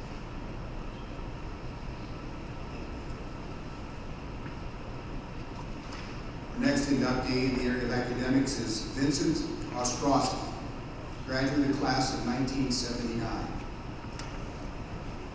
Vince graduated from Uniontown and then received his Bachelor of Science in Electrical Engineering and Economics from the University of Pennsylvania. Also received a Master's of Business Administration with distinction in Finance and Marketing from the Wharton School at the University of Pennsylvania. His exciting career in business and technology has taken him around the world over the past 40 years, giving him the opportunity to lead in a variety of industries, including manufacturing, education, healthcare, software, and high tech. Vince and his family now live in Pagoda Beach, California, and he's a partner of Cabot Partners, where his knowledge of existing and emerging technologies is utilized across financial, aerospace, defense, automotive, chemical, and industrial markets. Vince, awesome.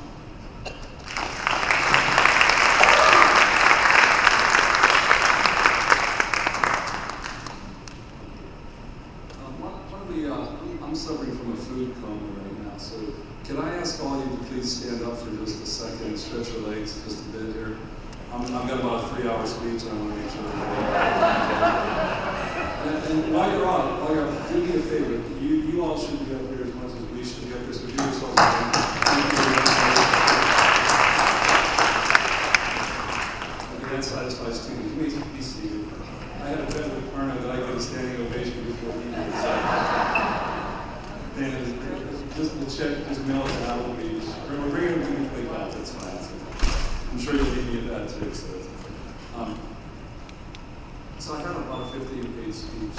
I talked to my brother a little bit. He said, make it 20, what the hell, you're up there. You're never going to get a chance like this again.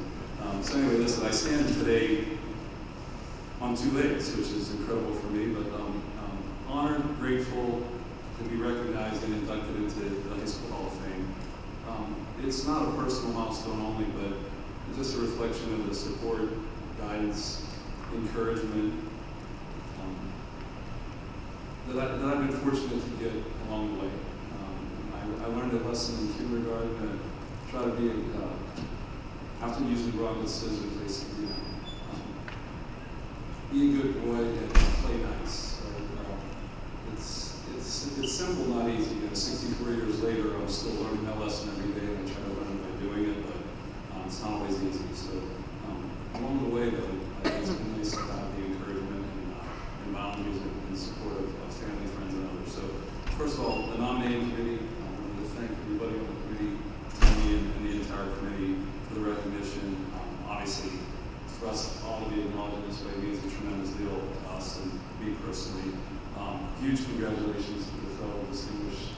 inductees that I have the privilege of sharing the stage, but I am the only one that got a standing ovation. So there you have it.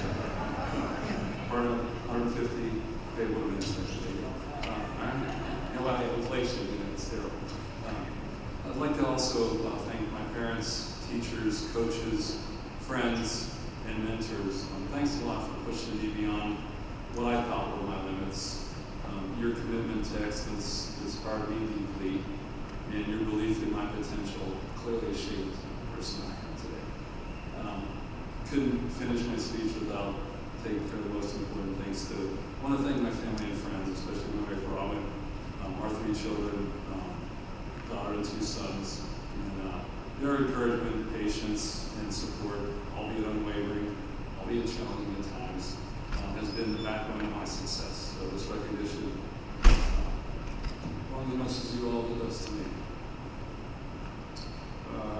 Yeah, I had, when you think about guidance and guardrails, I had a lot of help along the way. I had 4 brothers, one to recognize them, who paved the way for me.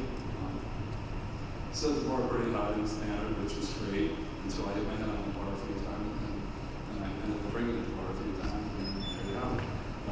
But I'd like to also call out a special shout out to my brother Tom and his wife Karen, who are here joining me today. My brother has consistently set the bar high, asked me to jump over it, and then lowered it, raised it, changed it all the time, to keep me on my toes. But clearly motivated me to excel academically and athletically. So thanks again to everybody. Thanks for the motivation. I do appreciate it. This honor is completely incredible, and thank God as well. And go Red Raiders.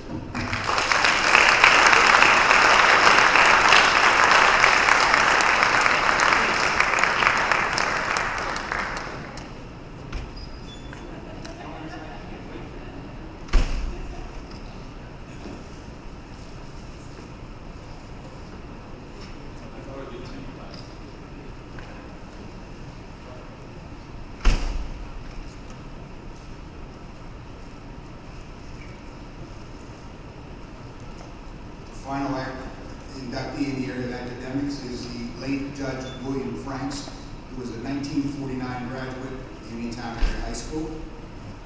Adjectives such as dedicated, compassionate, honorable, and courteous have been used to describe the late Judge William Franks. The 49 UHS graduate was a Phi Kappa graduate at the University of Pittsburgh, completed law school in 1956.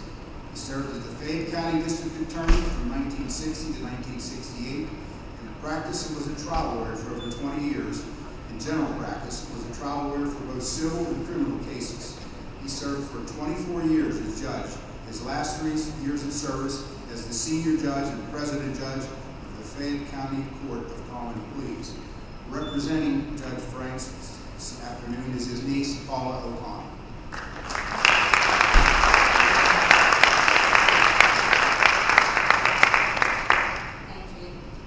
Wow, this is a hard act to follow, really. So you can all just go to sleep now. But seriously, the pride, the tradition, the talent of Uniontown High School and its graduates is vast indeed and incredible. And it is such an honor for me to share this stage today with Dr. Hartman, Jimmy, Emil, Vince, who we've already booked as a late night with Seth Meyers. We have that all set. The wonderful WPIL Championship 1975 basketball team, who were my classmates, and this wonderfully talented, brilliant group of young women I've had the pleasure to meet this weekend. Thank you very much. It's an honor to be here, and thank you to the Uniontown High School Hall of Fame Committee for presenting this award today. I know I speak for my late uncle and for his entire family in saying it's an honor to be here. His brother Ralph and wife Monica, son David, my sister Patty and Mary Ann and I, we are very honored. And I'm here today to just tell you a little bit about the late Judge William J. Franks.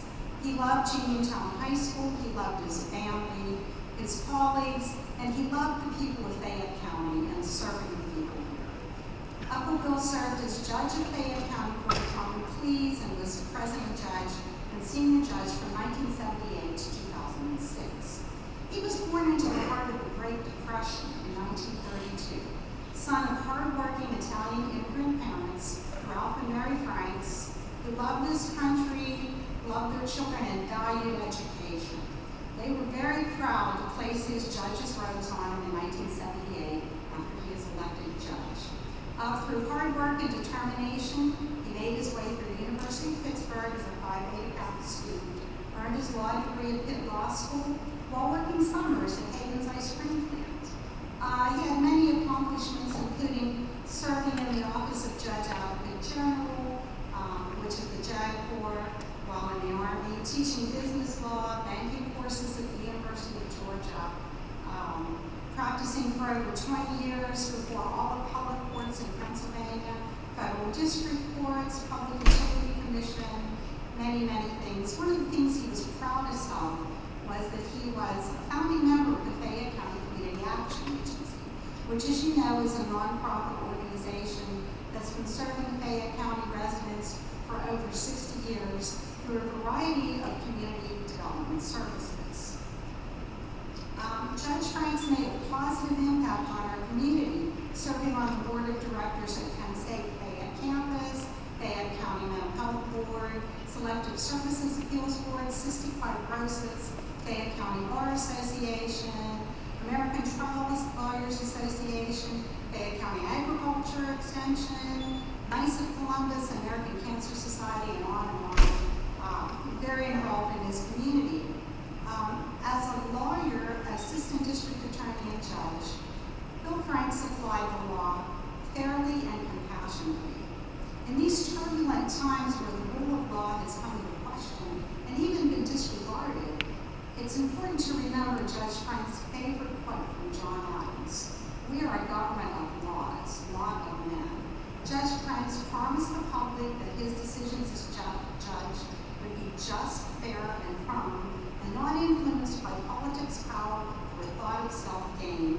And he held true to that promise throughout his 28 years as a judge in Fayette County. Now, besides all of his many accomplishments, what I want you to know most about my Uncle Bill was that he was one of those rare things in public life, a truly good man.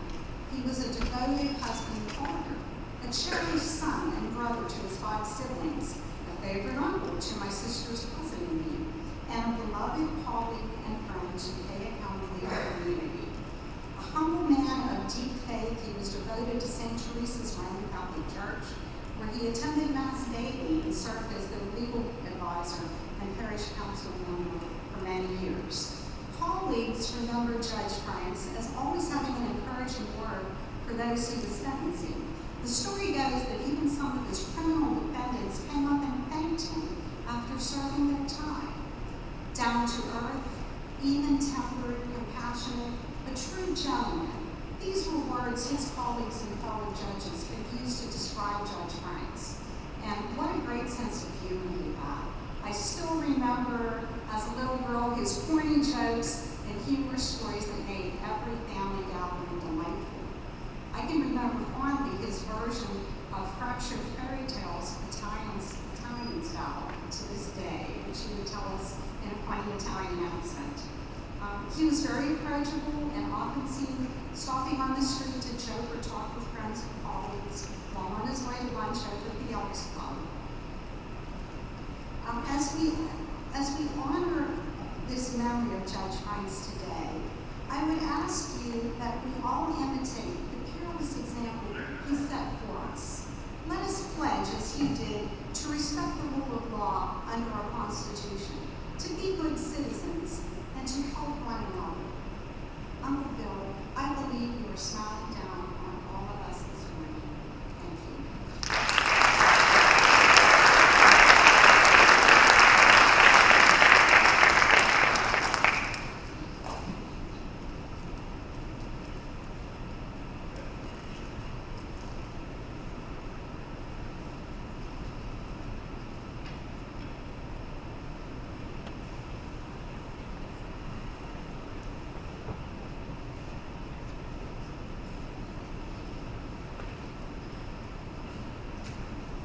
we move into the area of special recognition, our honoree this afternoon is Emil Etheridge, classmate of mine, the class of 1971. He'll graduate from here in 1971. And throughout his life, he has embodied perseverance, talent, and a heart as a dominant basketball force known for his relentless efforts, his athleticism, and some standout performances, such as a 30-point, 18-rebound game against Peabody High School. Despite early in life being labeled intellectually disabled, he overcame this setback through sheer determination, support, and hard work, returned to the general education program, and earned a vocational degree and graduated from high school while drawing recruitment interest from 32 various colleges. Emil's story is one of athletic excellence and resilience, making him an enduring inspiration and worthy inductee for the Uniontown Area High School Hall of Fame. So, Emil Etheridge.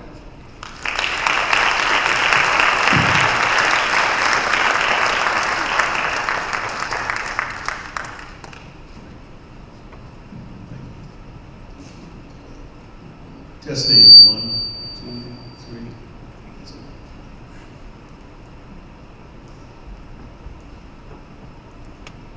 First of all, I'd like to give honor to God.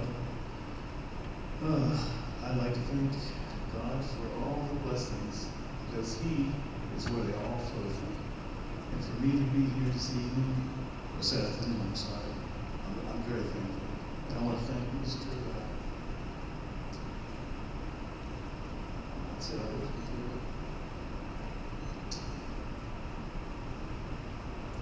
Mr. Mercadani and committee, I want to thank you for this opportunity.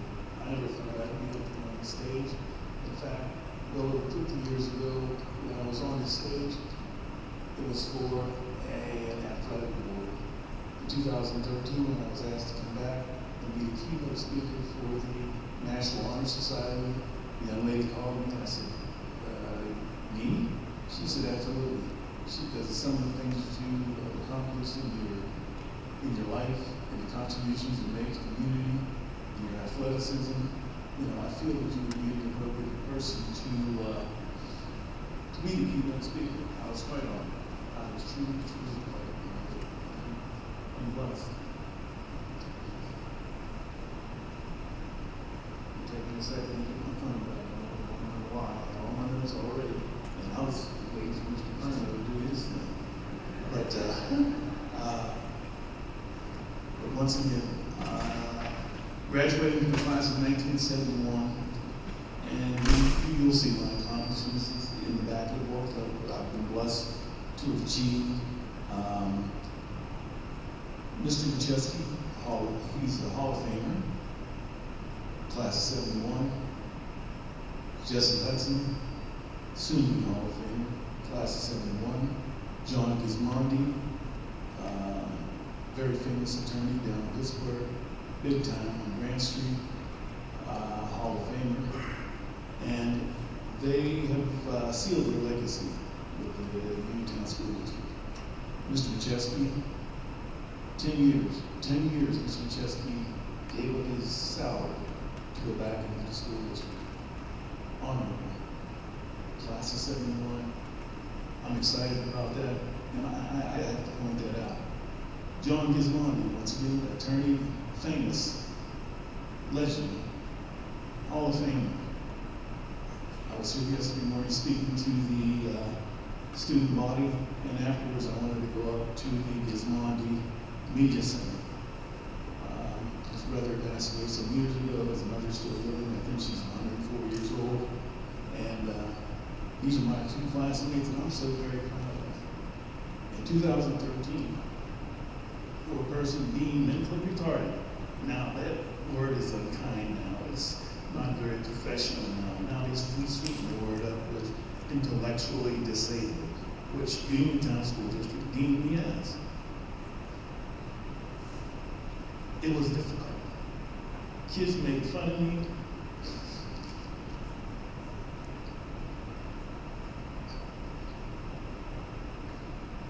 One street over on Grand Street. Come on, no sped, you're retarded. because I went to East End Elementary School, and one day they tested Tanya, Keith, and Buck, my 3 childhood friends. And they sent us down to Central School, which at one time used to be called Ella Peach. The school was named after a teacher. And so we had to go down special education down at Central School. They had renamed the school. And there were 3 phases to the school down there. Down in the basement was Waynesburg College. The next floor was the administration building. And the 3rd floor was the brightest of our school district went there. Mallard George, Mr. George's brother, they were up there on the 3rd floor. The 4th floor was for the special ed kids. And we used to go out at lunchtime and sit around the grass line there. And Buck, Keith, and Tanya, and myself, and say, you know what, we're not special ed, we're not done.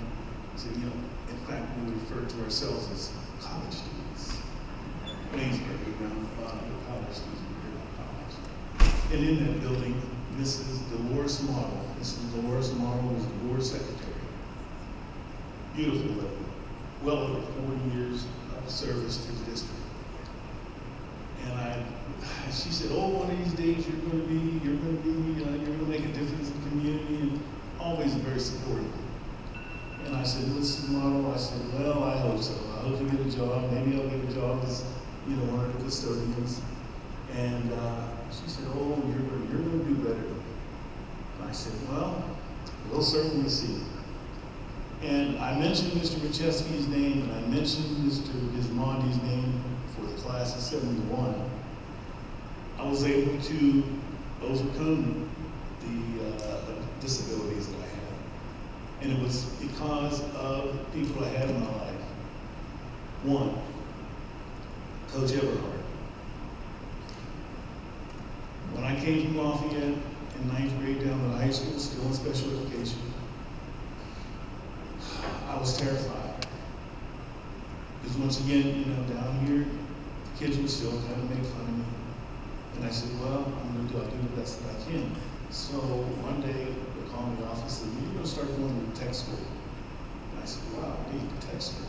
It's interesting. I said, well, I won't have to deal with the academics. Well, at the tech school, I can learn to do a trade with my hands. And lo and behold, I went out to tech school, loved it out of tech school. Didn't want to come back. Every 2 weeks, I think we switched. So I went out to tech school, and my degree was building trades. And I caught hit because I was a black techman then. You get on the bus out here, oh man, what you doing? I'm a black techman. It was just crazy. But thank God for the 8 playgrounds that we had in Uniontown. Because I used to go from playground to playground to playground to playground.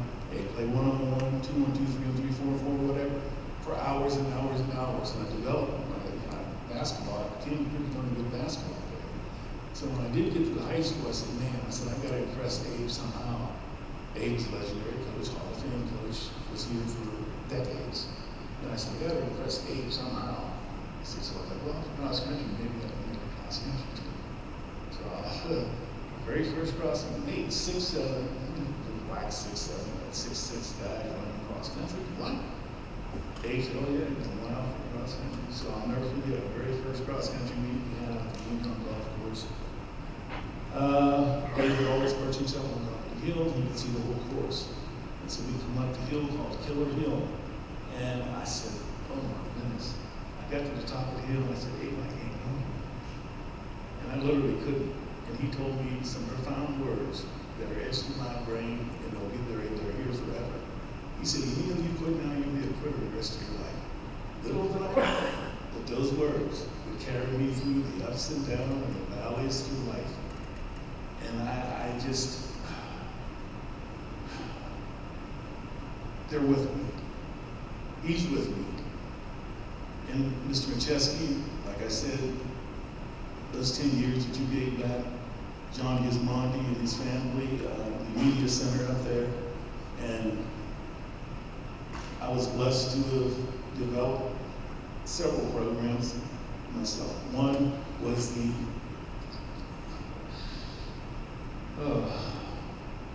Mr. Winchester and I met, and he looked over the program, and he said, wow, this would be great, because Lafayette School is one of the schools in the state that was low academically, and he said, I think your program would fit.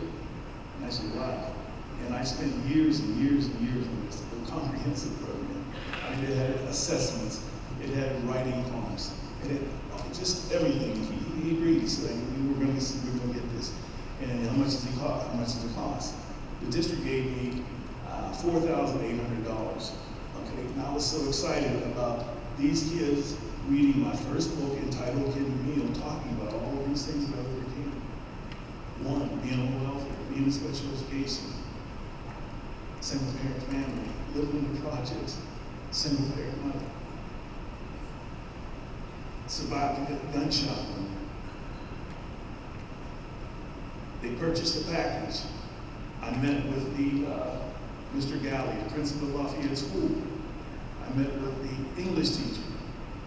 They were just so excited about having this. And I said, man, so Mr. Winchester, I thought that would be my legacy. John Gizmani, I thought that would be my legacy to give back to the school district, not just from athletics. Because athletics was the stepping stone for me to get out of poverty.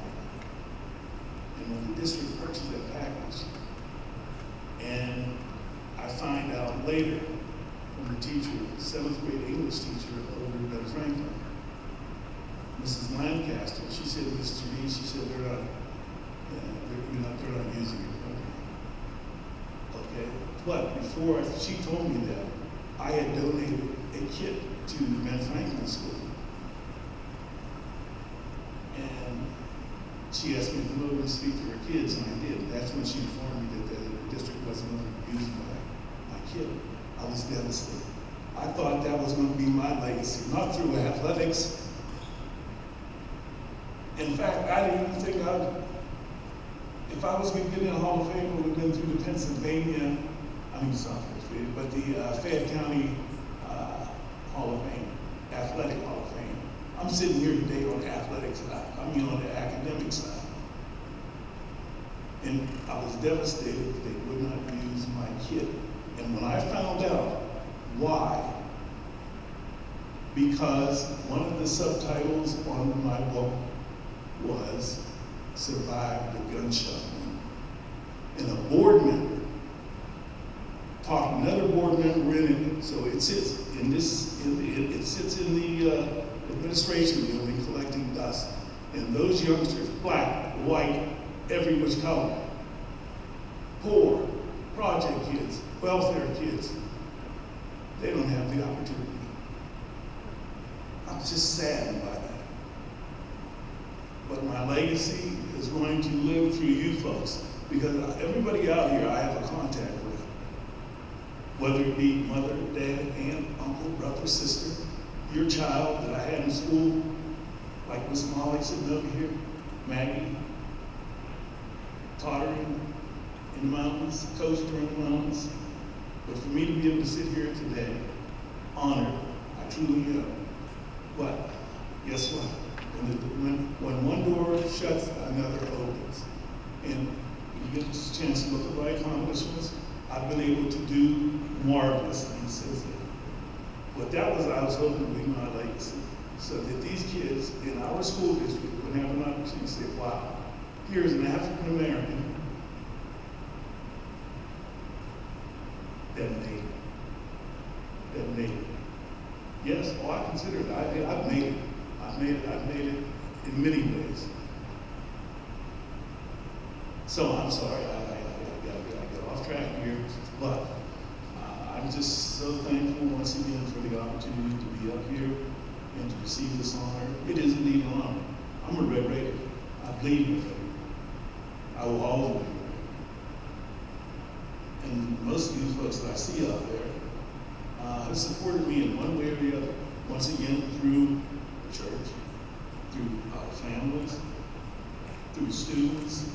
I see some former students there with their parents.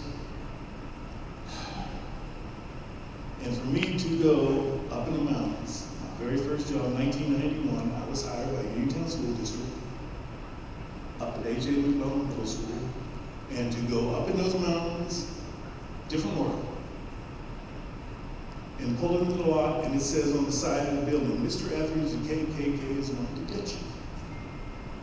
What got me through that? Acre lot. Immediately put down, you'll put it the rest of your life.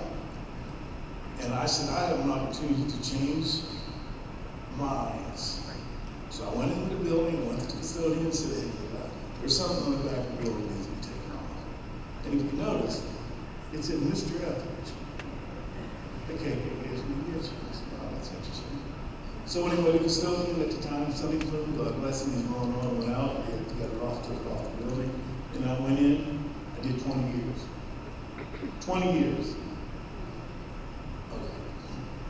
20 years I did mountains, and I'm just so grateful. Now I'm just going to turn my phone back on because I just want to acknowledge my family that is here, and I'm just glad I got through this without being emotional. But that's my only wish.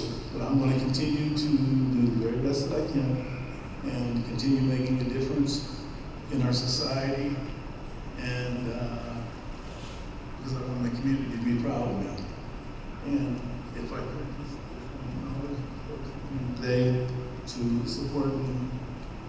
And that is, first of all, my mother, who's no longer with us. My mother, my brother, and myself, single parent mother, came from New York on a Greyhound bus. And this was our destination. Well, we made it here.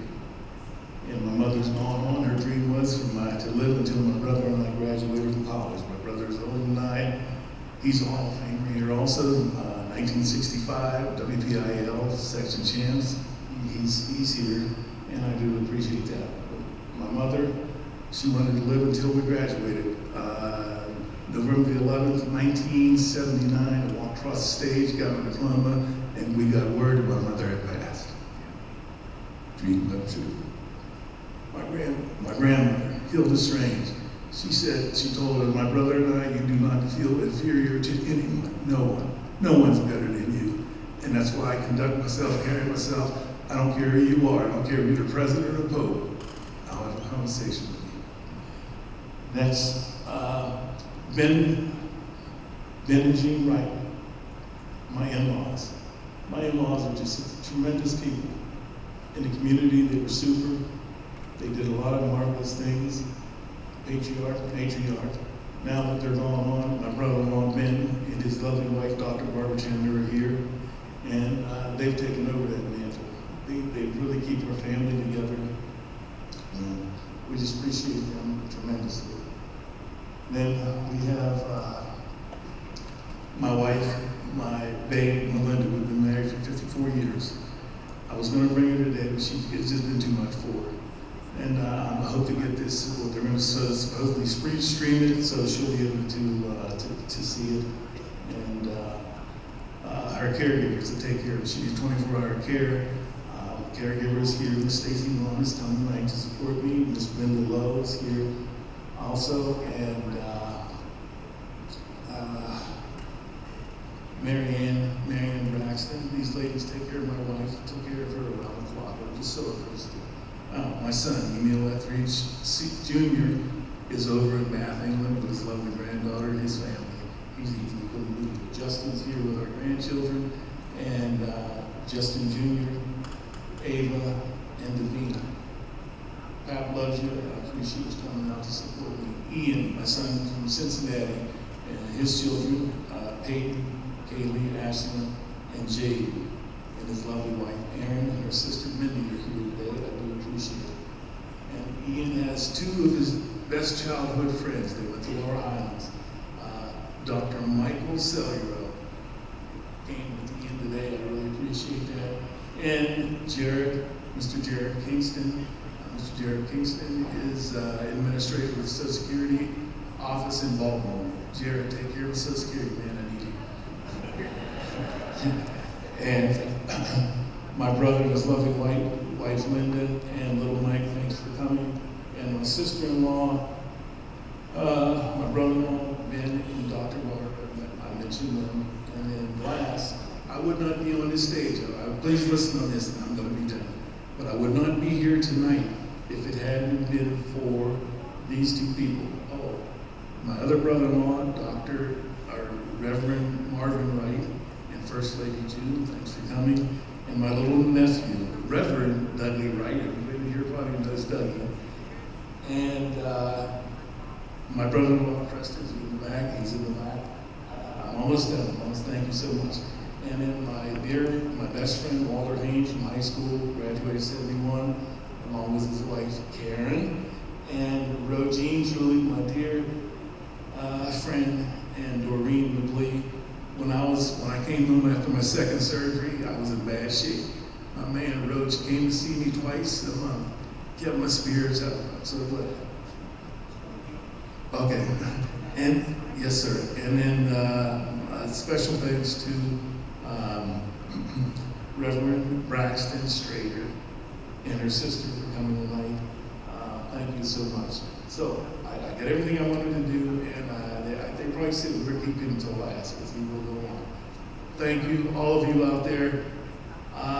Marvin Sapp, if you could please, Marvin Sapp is a gospel singer.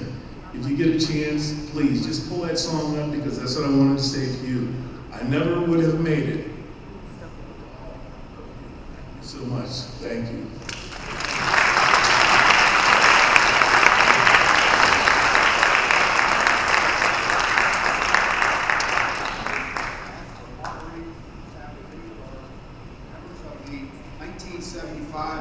WPL champion boys basketball team. This team was coached by the legendary A.J. Everhart, and they made history with a 27-1 season, winning the WPL championship, led by standout performers Dana Perno, Danny Perani, Tommy Hudson, along with key contributions from Mark Kozak, Gary Garbett, Ed Leak, Dana Hackney, Reggie McLee, and Rick Hughes. This Red Raider team stormed through the regular season undefeated and secured the WPL crown with a 68-61 win over Valley.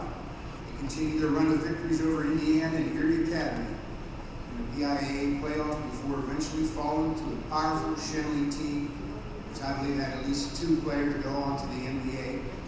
They beat Uniontown 92-77 in their final game of the season. Marked by teamwork, balance, and resilience, this season remains one of the most memorable in school history, leaving a lasting legacy for Uniontown basketball. Representing the members of this team who are seated here, I'm assuming Dana will introduce them after he's finished, is the team member, leading scorer, Dana Perno. Dana? Thank you, it's great to be here. Thanks to you all for hanging in there. They say the best for last, I guess, so we'll get right to it. I'm not going to come back. I want to congratulate the inductees and thank the committee. We are truly honored and truly humbled. Now, this thing about the fence and the standing ovation, here's the deal. He will not take cash, and he wants a check. He's a businessman. He knows he has to claim this with the IRS. I did not bring a check.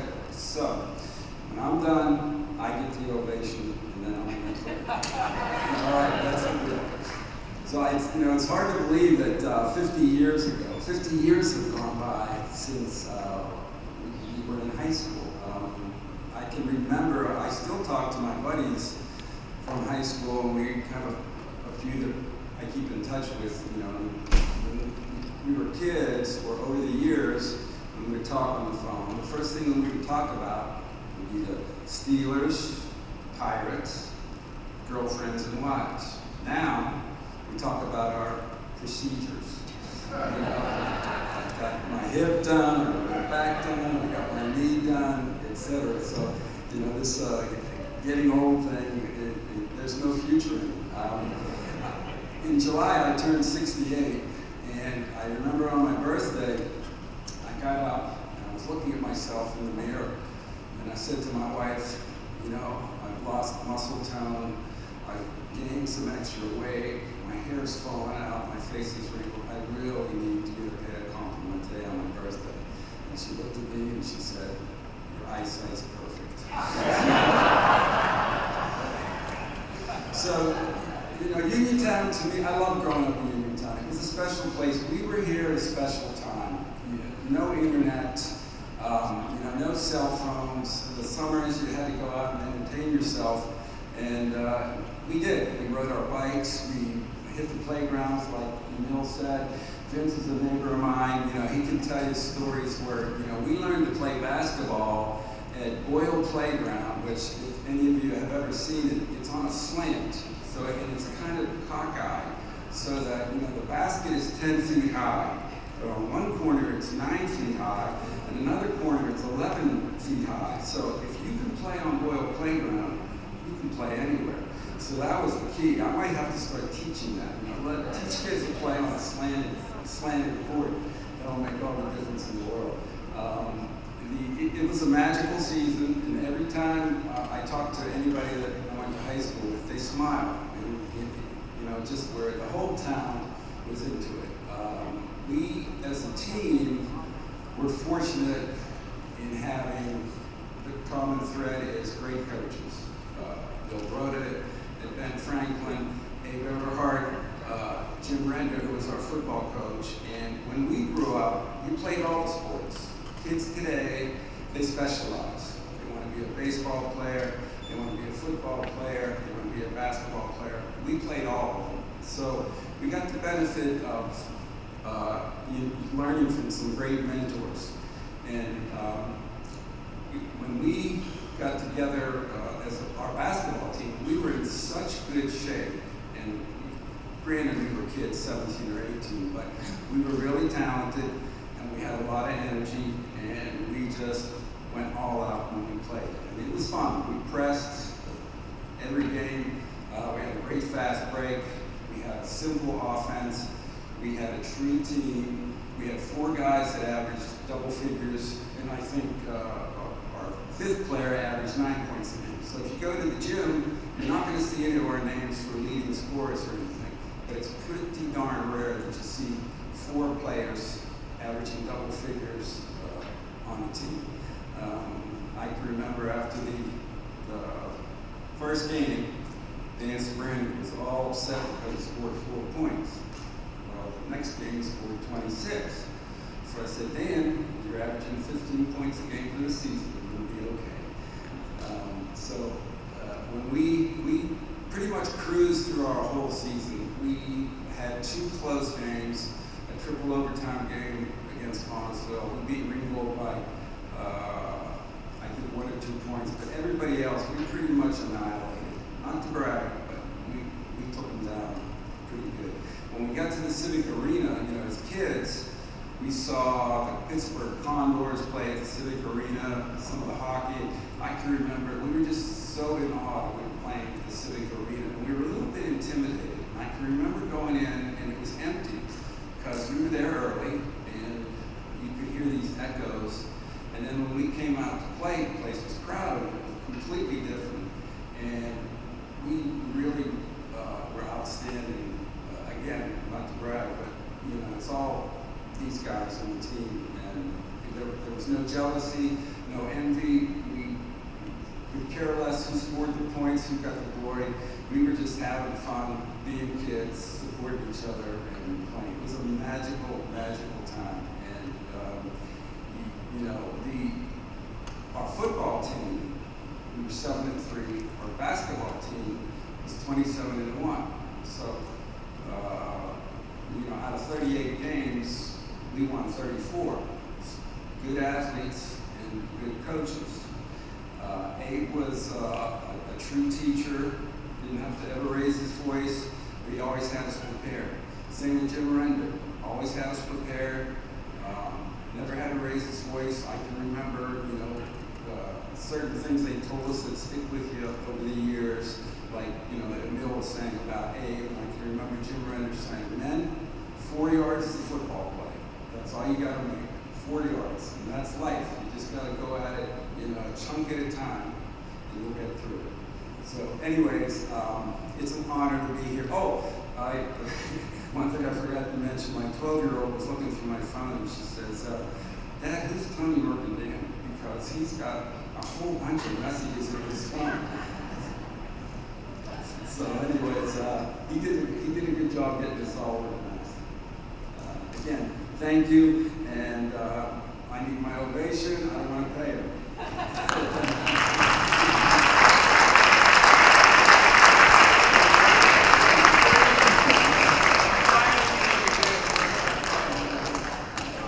Yes. So team members that are here: Chris Caston, Bill Buzzer, the best athlete on our team. He went on to play football at Pitt. Played one of their national championship seasons. Herb Garbuck and Rick Cooper.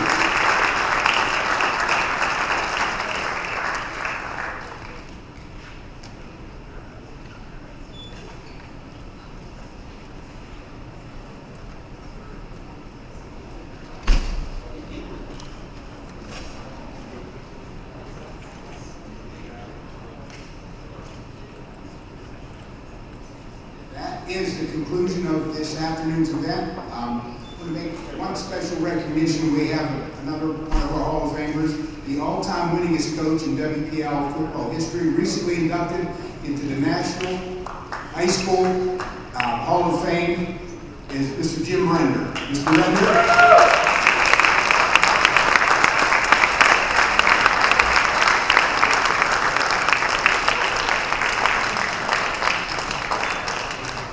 Said it's not over. He has one thing to tell you.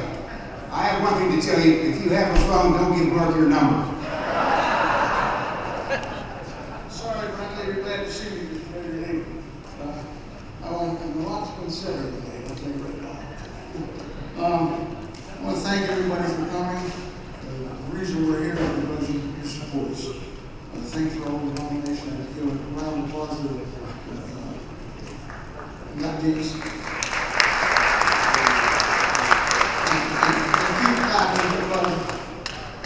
Why we do this is because you and yourself are having a applause. I'll tell you a story. No matter where I go, I run into somebody that's a low rate. We're everywhere. And it's a good thing with good people. In order to be up here, you have to be nominated. You know, what was the address for nomination? Try to overwhelm our committee with people who pick from. We run a little, we need more people. Not that we don't know, we do run nominated as a committee. We wait for nominations. Why are you ready? I really remember you guys. No, I'm not being honest. I don't know what's happening. See you guys.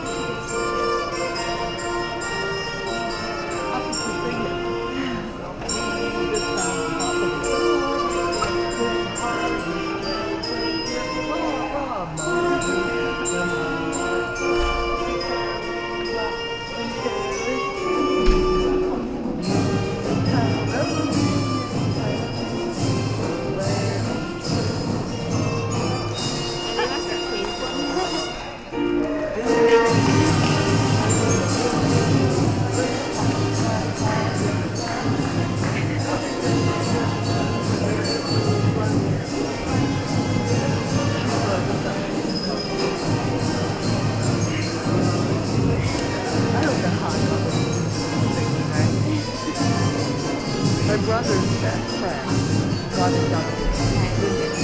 Yeah. Australia. So he came, that's the problem with my brother. He came from Austin, Texas. For this. His wife didn't come. He was like, you know you have to leave my gate on to get me. That does not tell me. That's good? Yeah, we're good.